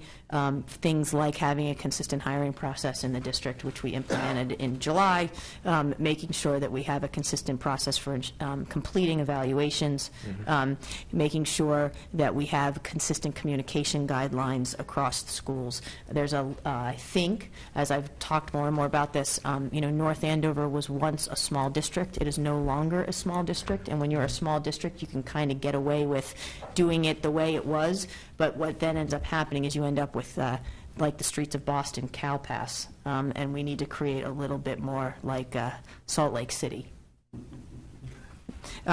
If that makes any sense. Yeah, it does. Yes, okay. Yeah, okay, I don't know. It helps me think about it, visuals. And, most of that doesn't cost much money, but it's just really about how do we create consistent processes. So those are really the big rocks. I wanted to just get your reaction to those because now the job is to go out around especially the most critical areas for improvement to kind of start to develop a multi-year plan to improve the district in those areas. My reaction specifically to the meeting the needs of all students, even though we're not going to be looking at the level one measure, if you look at the accountability reports, that's always a short bar. Yes. I mean, that's been that way for a long time, and we should have just looked at it and said, this is not going to work if we don't make that bar bigger. So that's all the right thing to do. Yeah. The other ones are not so hard. That's the hardest one on all the sheets, right? I think that developing a rigorous and consistent curriculum across the district is going to take quite a lot of time. I agree. And I think it's not going to be that's easy. That's not a one-year deal. Right? That is a multi-year, Absolutely. consistent approach. Well, when Dr. Hutchinson came here, his original charge by the then interim superintendent was to try to develop a standardized curriculum across elementary schools. So that was, 9 years ago now? Yeah, and I just want to also say that, I'm looking at consistency. I am not someone who believes everything should be standardized. I just think that there should be a consistent expectation in all of our grades. Yeah. No argument. Any other comments? No. Yeah, this resonates with me, and I can't disagree with any of these, and I look forward to the tactical plans on what you feel are most important. Great. I just wanted to make sure I was going in the right direction. The next is I have a slide for you on new initiatives. This came from the town manager's report, so some of this is not towards us, but I just want to talk about some of the new initiatives that I'm pretty excited about. The first is, as you know, we have moved to a single source payroll. That should not be new to you. The other is that we are a single source accounts payable, and that we are piloting that. Those are all actually end up being cost-saving mechanisms for both the town and for the schools. So hopeful that we can then use those monies, and you'll see that as part of our budget presentation. This is one that's pretty exciting, a dedicated curriculum fund. So just to, I talked with Andrew Mailer earlier in the fall and said, look, Andrew, one of the things I'm completely concerned about is moving towards a consistent curriculum across our schools. We do not have funds to make sure that our curriculum materials are what they need to be in order to do that. So, as Gilly has been telling me since July 1st, probably, we have not had a dedicated line item for curricular resources at the district level in 8 years, at least. And so... we had one about 6 years ago, but we took that. That has been funded. And I can just tell you anecdotally, as I walk through schools and look at copyrights on textbooks in front of the kids, I watched a math lesson where the students were using a math resource and they were talking about submarines with the USSR and the USA. So we have things that need a little updating, with a clear understanding that curricular resources are not just books. It's web-based. It's in this. It's the right stuff now. So Andrew has gotten quite creative and come up with the following. We have, when our students receive in-district supports, students on IEPs, we're actually able to get reimbursed through Medicaid for some of that work. And Jim has done an amazing job over the last few years. We hired a consulting firm to help us, and we have been increasing the amount of reimbursement, mostly through just making sure we're filing the appropriate paperwork with the federal government. government. The town has come to rely on $150,000 worth of reimbursement from that process. This past year, last fiscal year, the reimbursement was actually $212,000. And what Andrew has agreed is anything above $150,000 will go into a town line item that can be used only for curricular resources. And a few things that I'm particularly excited about is given that Gilly is going to benefit from this, and it is somewhat dependent on people filling out forms. I cannot imagine a better person to make sure that people fill out forms than Mr. Gilligan. So I am confident that that number will go above $212,000. So I'm hopeful that this fund will give us between $70,000 and $100,000 a year of dedicated curricular resources. I would also say that I am pleased that the money will actually come out of the town. Many towns actually have this as part of their CIP or because it's kind of resources, one-time spending. The nice part of that is during difficult times, it sort of protects this money from the superintendent. And I don't mean that I'm talking negatively about myself, but when you're making difficult decisions, it's really hard to say we're going to keep curricular resources and we're going to cut people. And that's a decision that I absolutely understand that people make, but the cumulative effect of that is where we are right now as a district. So the hope is we will have this fund, and I'm very excited. This obviously has to go through town meeting. It's got to go through the process. He presented it to the board, the selectmen, the other day, and there seemed to be nothing other than okay with that. And it doesn't impact the town budget at all because all he's been budgeting is $150. So there is no negative repercussions there. So very excited about that. Can I ask you just a quick question? When you say, these are the services that we provide to our students, can you give just the public an example of something? Yeah, so when we hire a BCBA to come in and work with a student or an occupational therapist or a physical therapist, and we're having additional resources beyond social emotional support, when we are giving a student on an IEP something beyond specialized instruction, we are able to get reimbursed for those at a fraction. Okay. What's a BCBA? Behavioral certified behavioral analyst. Thank you. Behavioral. Understands glossary. But, in terms of if a student has an IEP and it's beyond kind of the specialized instruction, those things we can get. No, that's helpful. Okay. And then we're not going to talk about metering credits because that's not about us. But under review, and I knowing Mr. Mailer, he's not going to put this under review if it's not seriously under review. Is an idea of a shared librarian. So I, working with Kathleen Keenan, the head of the Stevens Memorial Library, proposed to her that the two of us put a proposal forward as part of the budget process that we would, the town would hire an embedded librarian. And what that concept is, it would be a full-time librarian working under the Stevens Memorial Library. And paid for through their budget, who would spend half of their day in a school and half of their day at the Stevens Memorial Library. So this is a way for us to increase library support at the elementary level and to get an additional half-time librarian in our schools, and done in a very collaborative way. Stevens Memorial Library is very excited about this as they have many part-time people. We would be part of the interview process. It's no guarantee it would be any of their part-time people, but it would be that they would then have a full-time position because, as Stan, who also sits on that board, can tell you, it's very hard to keep part-time librarians, and this allows a full-time position for Stevens. It also allows a partnership that we've been working very hard on to grow and to mature. It also, I think, gives us the opportunity to make use of the public library as another resource, to increase the range of options that teachers have for books and materials, which, any given school only has a limited resource. So it's just a whole other great set of opportunities. It's got good all over us. And good all over. Makes them look good, makes us look, helps us. It's just great. It also gives the kids a friend, a face that they'll know from their school as well as forever, which is fantastic. Can I ask you just a quick question? So, one of the things that I know we work with in the libraries at the schools is kind of the use of the media or the technology that's there. I mean, Just wait. okay, sorry, all right. But wait, there's more. But no, you're going to have to wait. So, but you're going to have to wait more than you want to wait for that, because, so, you know, I just gave a recent speech about libraries at MassQ, and really the movement on libraries is around a library media specialist. That's really what we should be doing with our libraries. Okay. And as we go through the budget process, I will be educating you more on what that looks like. Okay. How's that? That's fair. Great foreshadowing. Stay tuned. Great foreshadowing.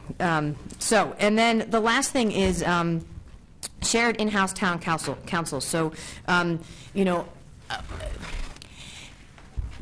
both Andrew and I have worked in systems where the town/city has a lawyer. And there are real reasons for that, that they are actually a salaried attorney who can deal with kind of the general aspects of legal issues. And we currently spend about $60,000 a year on outside legal counsel. The town currently spends about $100,000, $120,000 a year on outside counsel. So the idea is, could we pool some of our resources and hire an attorney who would work for the schools and for the town and kind of be our generalist, not be a specialist, but be a generalist. So what does that mean for the schools? That means two major areas, and then I'll talk about a third. The first is human resources, if we're having issues around personnel, also around contracts. We spend quite a bit of money having lawyers review our contracts for, you know, whatever we provide, especially our food services, for instance, contracts and things like that, right? So the idea is, coupled with it, the town has those exact same needs, contracts and personnel. But then we also have specialized issues, like obviously special education is something that we spend some money on. And our belief is that a generalist could handle some of the special education issues, but not the most. So the idea that we're thinking about, we're talking about, is having, pooling our resources for a generalist, saving some of our resources for specialists to maintain outside counsel for specialists who could then either work with us or actually support the generalist from the town. And so the idea here is, would it behoove both of us to pool some resources and hire a town school lawyer? That would be a town employee. Yes, it would be a town employee, but would have access. We would have full access to the person. But no longer consultants. Right, and you know. Not exclusively. Yes, we would have some. We would maintain, because the one thing that we do very differently than the town is special ed. So I would be anxious to have no consultation on special ed, because now you're asking to hire, you know, somebody who has ridiculous skills. I mean, we can find that person, but we would need to maintain some consultation in special education. You know, for both Andrew and I don't want to speak for him, but we've had a lot of conversations about this, is even if this is a push financially, meaning we don't gain any money on this, I, for one, I'll speak personally, and I think all of us, we're very anxious to call our attorneys when we know that the clock is running at $225 an hour. And so sometimes you get into a situation where you don't call because and even you should. And when you have somebody who is on salary, you know, you don't have this little clock running in your head about how much that phone call just cost. And I think that would be a better model for all of us, to be able to have somebody who is able to kind of be with us and not billing us at all times. So that's something we're thinking about. Yeah, I would think the continuity of an employee in that position would be ridiculously valuable. Yeah. So we look forward to an update on how we would choose such a person. And yeah, and obviously, again, that's under review. You know, in all of these cases, it's very clear. You know, for instance, the shared librarian, we would be a part of the committee. Ms. Marks would be on the committee. I mean, this is going to be a working together, as we did with accounts payable when Jim and Lynn jointly interviewed all the applicants. Great. Yeah. Just thinking a lot for a second. That's always a scary thought, but there's a lot of pros and cons, obviously, to sharing in-house counsel. And obviously, the board of selectmen chooses their counsel. We choose our counsel. So there's that dilemma right off the bat to figure out who's going to be the hiring person for this in-house counsel if we go that way. You know, having, and I have obviously have issues with our school attorney as it stands, but we've had the same school attorney for 8 years, and I think we've had the town's had for 18 years. I think Tom Marvelous has been our attorney since 1998, 97, 98, so it's been a long time. So there's continuity there. But at the same time, having, a firm, there's resources that they can lean on. When you're a staff of one here, it's not as easy. So there's other costs that would probably be. I think we go forward with this. It'd be imperative that we are well represented in talking to the town side about that. No question about that. And forming a legal affairs subcommittee may benefit in that. But there'd be a lot of concerns that I'd have about going that direction. Correct me, this is a policy question. My impression is that the school committee hires our legal counsel. You hire your legal do. counsel? We do. I hire, I believe, the legal counsel that we use. So I believe that when you are working on a matter, but I don't think you make a decision about who we hire for special education. Well, I don't know. I don't know about special education, but I think the policy is the school committee hires your legal counsel. Yes. Well, the school department's legal counsel, that is not special, the general. Yeah. That's what it's. So I need to look into that, because I think that there's a difference between your representation as a school committee and my representation as a school department. Yeah, and to Mr. Treacy's point, it's like, who sits at the table with the town manager when you're, Right. getting people to. Right, and I'm sure that- Is it us, or is it you, or is it all? I find confidence that the town manager will include Dr. Price in that process, and the review will include our policies. Absolutely. And again, the whole thought here is that there's no way we are going to eliminate all of the. Oh, no way. Yeah, No but the way. idea here is, could we find some of the aspects that we do jointly, some of the more generalist things that we are, we are paying people a lot of money to review contracts. Yes.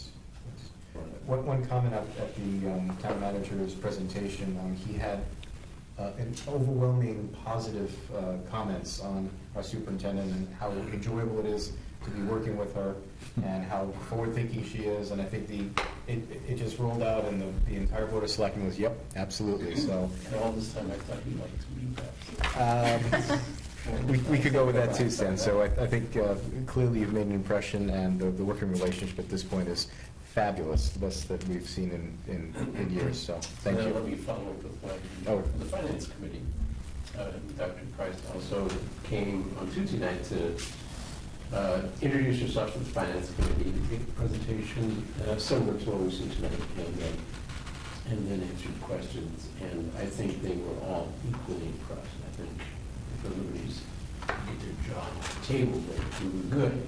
So I think that was an equally helpful presentation to get us started off right with them, and I think that's going to be another good working relationship for you, for us, so that's a good thing. I did share the Boston Magazine analysis with them, which they really liked, and I think that sets the table very nicely for talking about school finance issues. Indeed. Thank you. All set? Yes, thank you. Great. So let's move on and finish up old business. We have the budget directives, which I'm hoping we can close on today. We deferred this because we were not at full strength, and there were some wordsmithing since last conversation. So what you see before you is the latest rendition. And I think we have to vote our budget directives. This is something that we do need to vote. I need them. You need them. You need to operate on them. So I would entertain a motion to accept as presented in FY17 budget directives. So moved. Second. Okay, any discussion on the remaining edits? I think the big ones here were that we recognize that our no class exceeding 29 students is unacceptable, and even though it may be a token indication, we did want to reduce that to 28 students. And a new, it's actually up on the screen, great. The new element here is that we will not have class side exceed guidelines for, and we want to reduce the number that exceed guidelines from the 40%, which we have, at least by 5% in 2017. So the other bullet that was reworded, I believe Mr. Limper was helpful in this area, as always, is to move out of level 1 status as the high watermark, since that is probably less important as time goes on, and really focus on the performance-based targeting initiatives. And then finally, the additional bullet of working toward goal to ensure that all curriculum materials are up to date and aligned, which I think is what we've been seeing in the turning over of the rocks on your entry plan, as well as the reality of where we've been suffering from enriching our curriculum materials. Any comments? So just remind me, in the last bullet, what is in parent/learning community engagement? We're going to budget for that? So if memory serves, that was recognizing that in some blended families, it may not be the parent, but indeed it was the representing or recognizing that it's part of the learning community. It's also part of the fellowship we have with Merrimack College the last couple of years. We've asked that person to help us engage parents at the Title I schools in their students' education, thinking that that would help. Okay, any other comments, questions? Great, so all in favor of accepting the FY17 budget directives as presented, say aye. Aye. Well, it sounds like 5-0, no opposed or abstentions. Great, thank you. Next matter on our old business is the 2016 budget status report. Mr. Mealy, is that you? Yep. That's a lot of red. A lot of enthusiasm over there. Yeah. I wasn't expect. I thought we were going to the next item. I think we completed those already. Okay. And that's your school committee goals. Oh, forgive me, I did jump over that. Oh, well, you're up on the screen, we can jump. It won't take long. You've seen this format, and actually, previous to the meeting tonight, I did send you what we can now finally gather from our new software system. I put the data, the spend rate to date data in different categories and sent it to you. What I'd like you to do with that is just look at it and see if there's any formatting you'd like to see done differently or any additional information. And that's how they'll be coming forward from now on. So we'll finish this format this evening, showing the changes that have taken place since the last meeting. I don't recall if we discussed it here, but I do remember in presenting to the FinCom following the presentation to you guys that I was asked what we anticipated having to tap into the stabilization fund this year, and I had estimated that to be about $150,000. And it looks like we're on track for that still.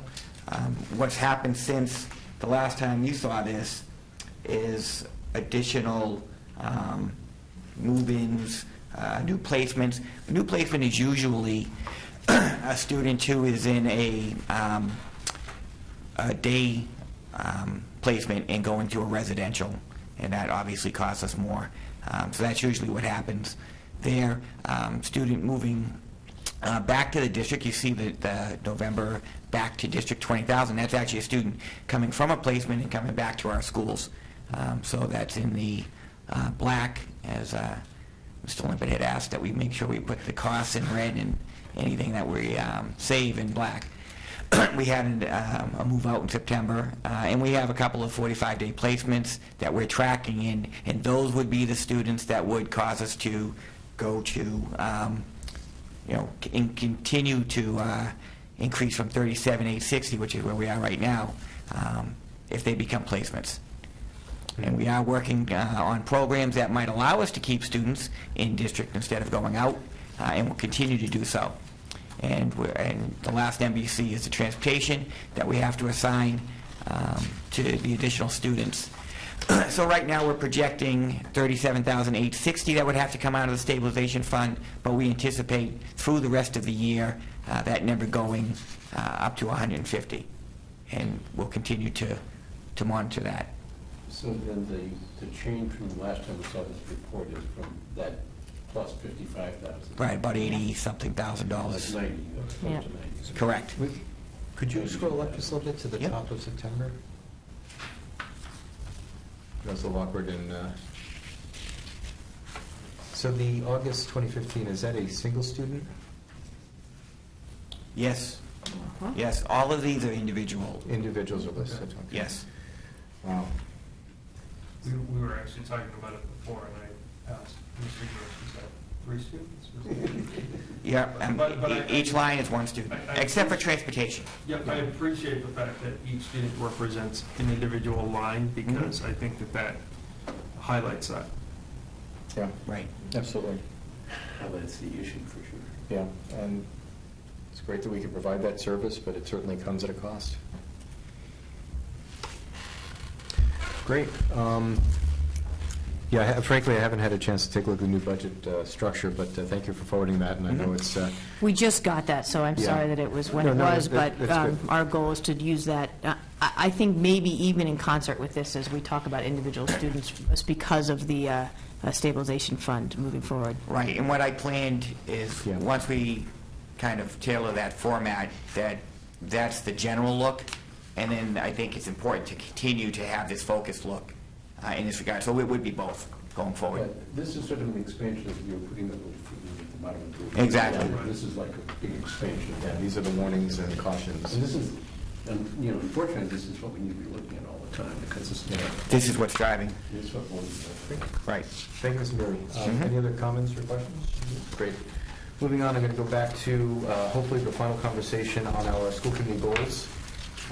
This is item 7B in our packets.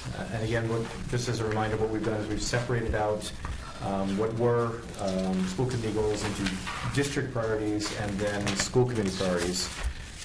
The district priorities, which Dr. Price and the administrative team have helped craft, and the school committee priorities and goals, which we've kind of socialized and had some changes. Again, Mr. Limpert, thank you for putting pen to paper in front of us. So I'd entertain a motion to accept the FY 2016 priorities and goals as presented in the packet. So moved. And is there a second? Second. Okay, now can we discuss? I just wanted to say that with Dr. Price, the text in red of the performance report, so-called, was put there to clarify that this is we're trying to make it a go, no-go decision on this. Yeah, I We want to do understand. it at all.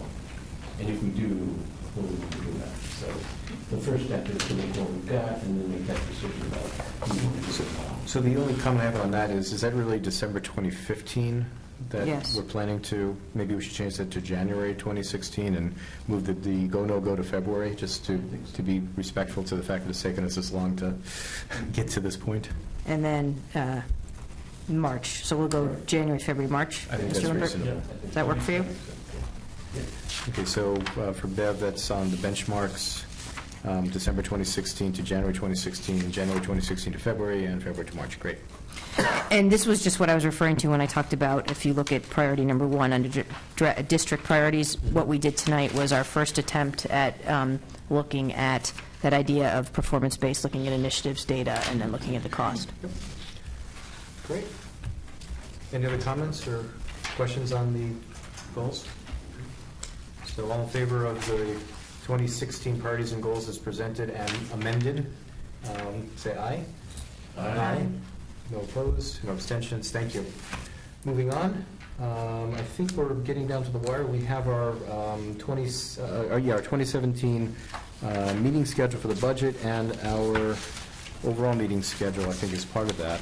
So this is 8C. Yeah, we were just looking at, not our overall meeting schedule, it's on there, but we have the budget calendar, as you know, this was presented at the town meeting, but looking at January, we wanted to just review January in terms of our process. We are still anticipating presenting a recommended budget on January 7th, conversation on the 14th, the 21st, the 28th, and then by voting by the 4th.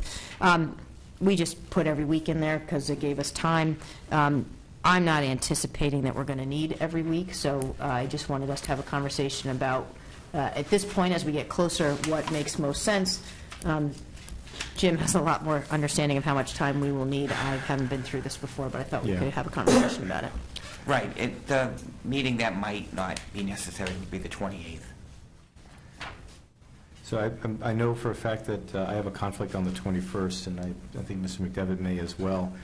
I would propose that we move the public hearing to the 28th, giving us a little more time to gather feedback and to have Certainly rich conversation on the 14th, that if we feel we need another meeting, it could be the 12th. No, that would work, to move it to the 28th if that works for everybody. The public hearing. Right. Yes. I too have a conflict on the 21st, so, Okay, so that's 3 down. I mean, I can not go to it, but Any other? You're kind of... You might need to be there. yes.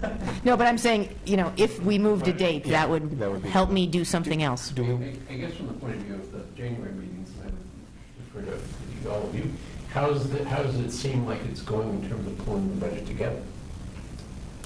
Struggling, or okay, or? Yeah, I'm not sure that If you're having a tough time, we might need more meetings or not, if it's easier, no? No, I don't think the two really are that connected. Your review of our process. This schedule has worked the last few years, so I would anticipate that being... Package for us to review. I have no question there'll be a work package. We're very far. We are down the process of doing that. We have had a number of meetings with our leadership team about our budget. I mean, we have started, and I'm confident we will have something for review on January 7th. Really, our work has to happen before then. Yeah, no, but my thought on that was if it's a challenge for you, then you'll give us something that might then be a challenge for us and may take more meetings, so we'll have to deal with it. I've done it before, but at this point, I will be ready on the 7th. Do you agree with that, Jim? We definitely will. We Yeah. have to be. But as far as what you'll be dealing with, I don't anticipate it being difficult. Like we won't see, we have to make up $500,000 or something. Exactly. That would be challenging for us, and we might need for meetings to figure out how to do that. Is the schedule tighter this year? For some reason, I was thinking we had to present out to, or give it to Mr. Mailer and the Board of Selectmen at the end of February I think it was last the year. 5th. I think it was the 5th last year. The year before, Yeah. well, actually years before that, it usually occurred right around the 19th, 17th, right? Okay. So a week or two later than that. But last year was the 5th, and it worked fine. Okay. And I it just has remember to feeling do like it with was town February. meeting. They back from town meeting when the report has to be done, Yep. all the department meetings with FinCom, Yep. and so. So the town meeting used to be slightly later in May. And the earlier, the better for us. Yeah. Hiring is incredibly important to get done early. So FinCom is still Feb 9. That's the op budget goes to FinCom Feb 9. Board of Selectmen vote the op budget no later than the 7th. So there's still a month between when we would be voting our budget and Board of Selectmen beyond that. So I guess for our purposes, we'll see what we see on the 7th. The question is, do we want to tentatively think about the 12th and the 14th, or float that and take the 21st off our schedule, given that I think what the town calendar shows is the 21st is our public hearing, and I'd like to correct that if we're not going to be meeting on the 21st. I would do that. What's the 12th that you mentioned? February 12th? Or January 12th, yeah, Tuesday.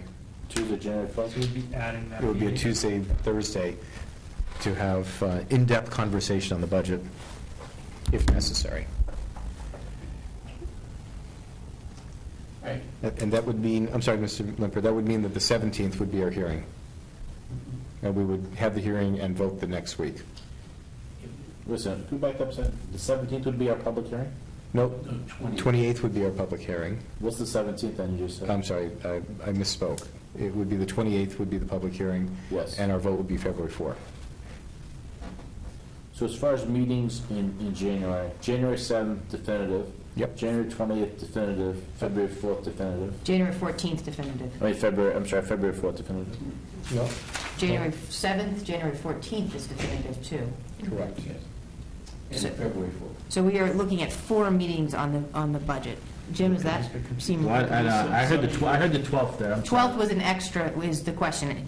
Yeah, so. If we need 4 meetings, it would be that. If we need 5, we would add January 12th, correct? The way it's usually gone is that we have the presentation, and that would be on the 7th. And then the following meeting, whenever that occurs, is when the principals come in and make their presentations and answer any questions that you might have. And then you may determine that you need further discussion prior to the public hearing. So what we have right here without the 21st occurring is there might be a need for an additional meeting, and that would be determined by you guys in between the presentation and the vote, or the public hearing, sorry. The presentation by the principals? By the superintendent is the Superintendent's 7th. then you Yep. said there's some- The following meeting is when we have all the principals here, and that generally has been enough discussion for the school committee. Like I said, an additional meeting would be if you guys determined it was necessary. So I'm assuming somebody's not available anytime the week of the 8th. Is that what I'm assuming? I think the only concern that I have is, and I'm excited to hear about new changes and so on, but, and this has nothing to do with you, but just in previous years when we have had changes happening quickly without much discussion, I think that has come back to bite us. So I'm a little bit concerned about rushing. We jammed it through last year. We had meetings 2 or 3 days apart last time. It got jammed through. I think, first of all, I like the fact that we're discussing it at least 2 months in advance, like the schedule and stuff. But I think that if the 7th is going to be when Dr. Price presents this budget to us, and then the 14th is when the principals will make somewhat of a presentation, is that what I'm hearing, Mr. Chairman? It is somewhat dependent on what the budget is, if they're going to be here. I mean, I actually think we'll probably have we'll have some of the curriculum folks with us. And then given the we'll have focus. 2 weeks to chew on that to the public hearing, where we'll take input from the public, but that also gives us time, we can ask questions, obviously, in the public hearing. Yes, absolutely. Absolutely. Yeah, often, I'm comfortable with that, Mr. Chairman. Often the public hearing is very short. Yeah. Those cold January nights don't really turn them out as big. Everybody's at home with their Not since we had coffee and donuts. No, the reality is, given that we are looking at a 3.7% increase, we are hopeful that we are not going to be doing major cuts, maybe some restructuring. So I am not anticipating major cuts, and so that does often, if this was a negative 3%, we might want to add more time, but again, who knows? Yeah, and the only thing I see on the typical agenda is the Hall of Fame, and that's it on the 7th. There's nothing else on the 21st that we have on our typical schedule, and everything else is related to budget, except for program studies is typically scheduled for the 28th, but that could be... We can move that to February. Yeah, that's not time critical. So it gives us 4 meetings. Yeah, the only concern I have is if we think that we might need another meeting, and it's not the 12th, it's going to be hard to squeeze in, but we could probably pull something off the last week in January if we need to. Like the 26th, for example. Yeah, we have that as an option. So after we hear the principles of something, after we seems yeah. crazy, we could add one. Okay. I don't think it's much as crazy, just understanding the full Right. Yeah. It gives us 2 weeks of cogitation on what we've got before we have the public hearing. So if that's reasonable, then what I'm hearing is we're going to remove the 21st as a scheduled meeting date, and the 28th is when we'll have the public hearing and continued continued budget discussion, but we will keep our vote on the 4th. Correct. Okay. Is this also an opportunity just to say that I have spoken with the chair and the vice chair about this? I am also going to add an additional meeting that you are welcome to attend, where I'm going to present the budget to the faculty and staff. That's not been a practice here in North Andover. I think the feedback I've gotten is that internal communication improvement would be appreciated. I do think that this is a budget that impacts those folks, and I'd like to be able to present it to them. So I'm just letting you know I'm going to do that. Do you have a date? I think I probably will do that on the 7th, right before I present it to you. Okay. I think that that's a nice nod to say I'm presenting it to you first before I present it to the school committee, so that they feel included in the process. And as we discussed, I think if there's feedback that they would like to present, then they're more than welcome and encouraged to come at the public hearing as well, or even at any of the sessions. Come to that school committee meeting that night. Yeah. We definitely would encourage that. And say whatever they want to say. And also, as you know, we present a budget, we work on it. If there's feedback they want to give me, I can try to incorporate that. Great. I just think that would be an important change in practice. Would it be better if we didn't come? You're going to get the same presentation that night, so. Well, I'm just in terms of Yeah. You and the object faculty, Yeah. yeah. Well, I would never want to disinvite you something to stand, but I think that's a thought. Well, no, but you can Yeah. always disinvite me sometime.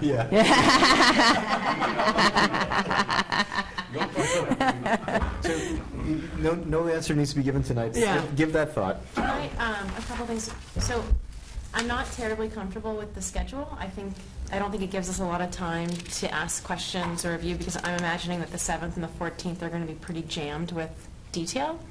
So I think to only have the 28th as a way for the public to ask questions and for our questions, I just think we're putting it in a very tight time frame. So I'm sorry, the public is invited to participate in the questions and answer from the 7th all the way through. It's the 28th is when we will have an official public hearing, which I believe is required by law. No, I'm all for legally the obligated, public correct. hearing. I'm just saying that I think the 2 meetings, the 7th and the 14th, are going to be a whole lot of information in detail. I don't think there's going to be very much opportunity for us to discuss it, particularly because we'll be taking it in as well. And I think then to jump to the 28th for review and discussion, public hearing, of course, we need to do that. But I don't think it gives us much opportunity to discuss before we vote on the 4th. So may I suggest that if you feel that way after we're into the process on the 14th, we can schedule something the week of the 28th in addition to the 28th? I think that's fine, but I would feel more comfortable putting something in advance of that, because I think we'll get to the 14th and then we're going to be rushing and we'll have people away, and I think it's just going to make it complicated. I just don't want to be in a situation where, and again, this has nothing to do with you, but I don't want to be in a situation again where we have issues that crop up and all of a sudden we're in this like rush, we have to pass the budget of February 4th. I just don't think that. It's a huge budget, and there's a lot of information, I think, for us to take in, for the public to take in. So, not that I want extra meetings. Yeah. It's challenging for all of us, but... But the answer is we can't have a meeting in that prior week at all. Well, I get that, but that can't be the answer to doing this. So does it make sense, meeting on the 26th. does it make sense to tentatively just pencil in the January 26th? Yeah. Let's wait until the 14th, and if we need it, we'll schedule it. I'm very respectful and considerate of the concern. We'll know by the 14th if we need to have an additional meeting or not. And Yeah, the problem I have is that we're going to get to that point, someone say, well, I have this, I have that, it's on the calendar, and then we have nothing.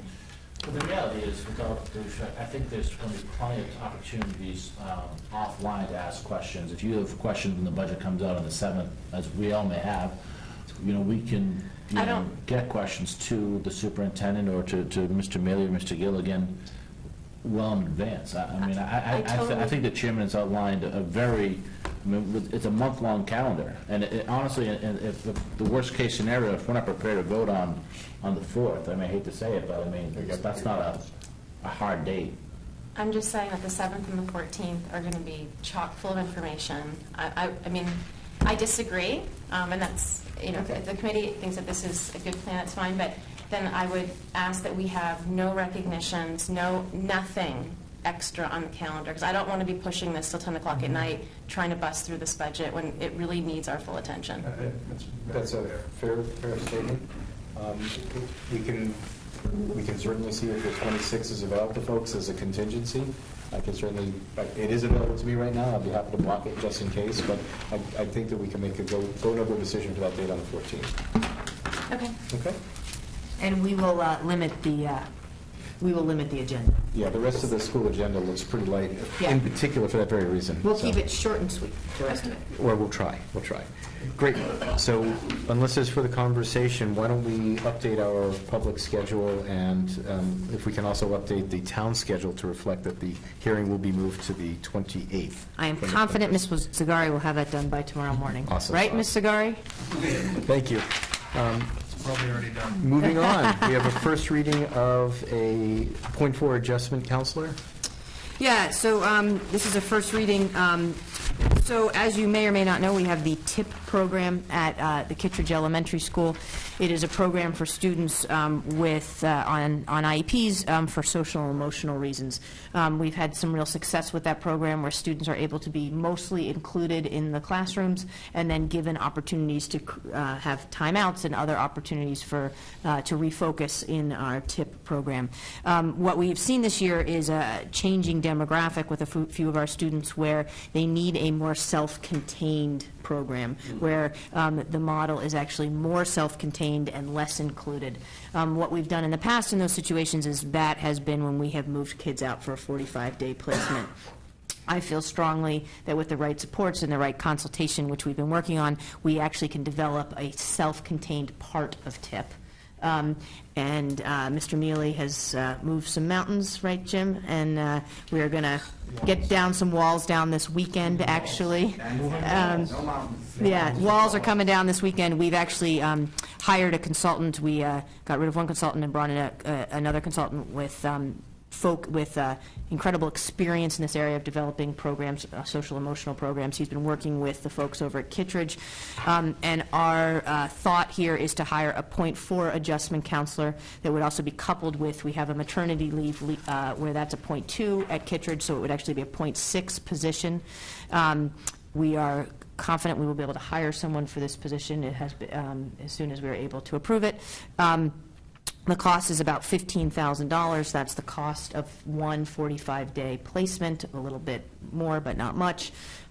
We already have 2 students who are basically following this program right now that we are piecing together.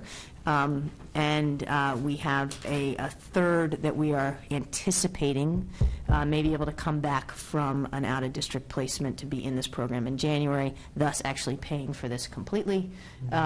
And we think that this is a model that makes a lot of sense and keeps kindergartners, first, second, third graders, and mostly who are at this point in this district. And once the student goes out, you know that they rarely come back. So the idea is to have a more substantially separate program. And as kids, the great part of this that I'm most excited about is it allows for a continuum of support and TIP, where some kids may need a month or 2 more self-contained and then be able to be included more. These are kids mostly who are dealing with very significant social emotional issues. And so what one month might look like might be very different than another month. So you said, Dr. Price, that you hope to have this person in place by January? Yes. Would it be helpful if we, Mr. Chairman, if we suspended the rules and adopted this now so we could get hiring this person right away? I know with the holidays, sometimes it's tough to. If we don't approve this to the 17th and then we're into the holidays, it might be tough to. Does that change any actions you do between now and the 17th? It would be helpful for us to be able to hire the person. In true disclosure, we have already posted the position. Not as an anticipated opening, which we can do prior to approval, because I don't want to get into a place where it gets approved and then I have to wait a whole another 2 weeks to even start interviewing for it. There is a need for this. We have the kids, and we're excited about the process, and so is Richard Cushing. I mean, this seems like a really smart move for Kittredge. Does that sound? Yeah. Well, I'd make a motion to suspend the rules and suspend the first reading and move right to approving this as presented in the packet. Second. There's a second. So, discussion. In the past, when we've done this, it has been counterproductive. In other words, the situation changed, and the resource, if I recall, either needed to be different or the need changed. I can't imagine that's going to change here, but. So, you know, the thing I would say is, you know, we've been tracking this since the beginning of school. We have brought in the right resources to work with the staff to think about how this program, we haven't just kind of put it together. We've brought in outside consultation supports. I'm pretty confident that this is going to work. You know, the challenge with all of these situations, obviously not getting into any individual kid, is these students' lives are tumultuous at best. Their living situations are often tumultuous at best. And so there may be, through no fault of our own, a kid moves out of the district tomorrow. However, that being said, there is clearly an identified need for a more self-contained program at the elementary school, which we can see by the number of 45-day placements we have been pushed to do at the elementary school level over the past number of years. With students coming from other elementary schools to Kittredge? Absolutely. Okay. And you know, the biggest concern I frankly have at this point is I think if we build it, they're going to come, and they might come more rapidly than we're ready to handle. Because, you know, this program, if successful, could really be a wonderful support for some kids. So I'm more worried about I might be back here in February saying we've brought 2 kids back, and I need to make it a 1.0. I understand, and therein lies the question about, there's no question the program is valuable and necessary. The question is, do we need to vote on it tonight? That's what we're dealing with right now. Given that the kids are already there, and it's not that we're bringing anyone back, that is why I would say, it's not that we're anticipating. We have 2 students attending the Kittredge Elementary School in a less inclusive environment as today. Okay. So if this is voted in, and you find your candidate, you will hire as soon as we go through the process. I think it's been posted for about, not long quite enough yet, but it will be soon. We posted it last week. Okay. Any other discussion on suspending the rules? And then so the additional $15,000 that will be added to the... That's already included in my 150. It's in there. It just isn't there yet because this has not been approved. Right. Okay. All in favor of suspending the rules to vote this issue tonight, say aye. Aye. All opposed? Abstained? That's unanimous. Any other discussion on the addition of the .4 adjustment counselor as presented? Thank you. Okay, so now we're going to vote on the .4 adjustment counselor. All in favor of .4 adjustment counselor as presented, say aye. Aye. All opposed? Abstained? 5-0. Thank you. All right, that completes the full agenda for today. Any public comment for our public that is remaining? And thank you for bearing through a full agenda. Any committee member comments or questions? I just wanted to thank Ms. Howard for not making any mention of my language skills or lack thereof. I wanted you to know, Ms. Howard, I did 4 years of language. My son did 4 years of language, and my daughter did 4 years of language. Coincidentally, they were all the same language, but that's, oh, by the way, so very good. I like foreign language. So we do have executive session this evening, so I'll entertain a motion. I'm sorry, forgive me, I didn't shut him. Sorry. So I attended the NAPAC meeting via phone conference. Thank you to Bev for making that happen this week on Tuesday, so thank you for having me. It was a great meeting. It was nice. Leanne Carbone was there and Steve Nugent to answer some questions of NAPAC. They're always wonderful resources. And it was good to hear their questions, and they're always thinking about ways to make NAPAC more inclusive to all the families, and talking about how to connect with families who are on 504s, and they're looking to do some new programming, a pilot with working with students to help them understand all the students within their community. So there's some exciting things happening in NAPAC, so thank you to NAPAC for all their hard work. So thanks. Great. Anything over here, gentlemen? I have 2 very quick things. First, I just want to thank the Thompson School for inviting me for the Literacy Day on, I believe, the 25th of November, the day before Thanksgiving. And if you happen to see, I think you tweeted a picture of something from there, but of course. But, you know, the amount of families and grandparents and parents that were there being supportive of our students was ridiculously awesome. And I always look forward to having my kids pick out a book that they think that, and they actually picked appropriate books this year, so that was good. I've gotten into trouble with other books that they have chosen in the past. But and the other thing is, I don't know if you guys have had a chance to take a walk or a stroll on the track.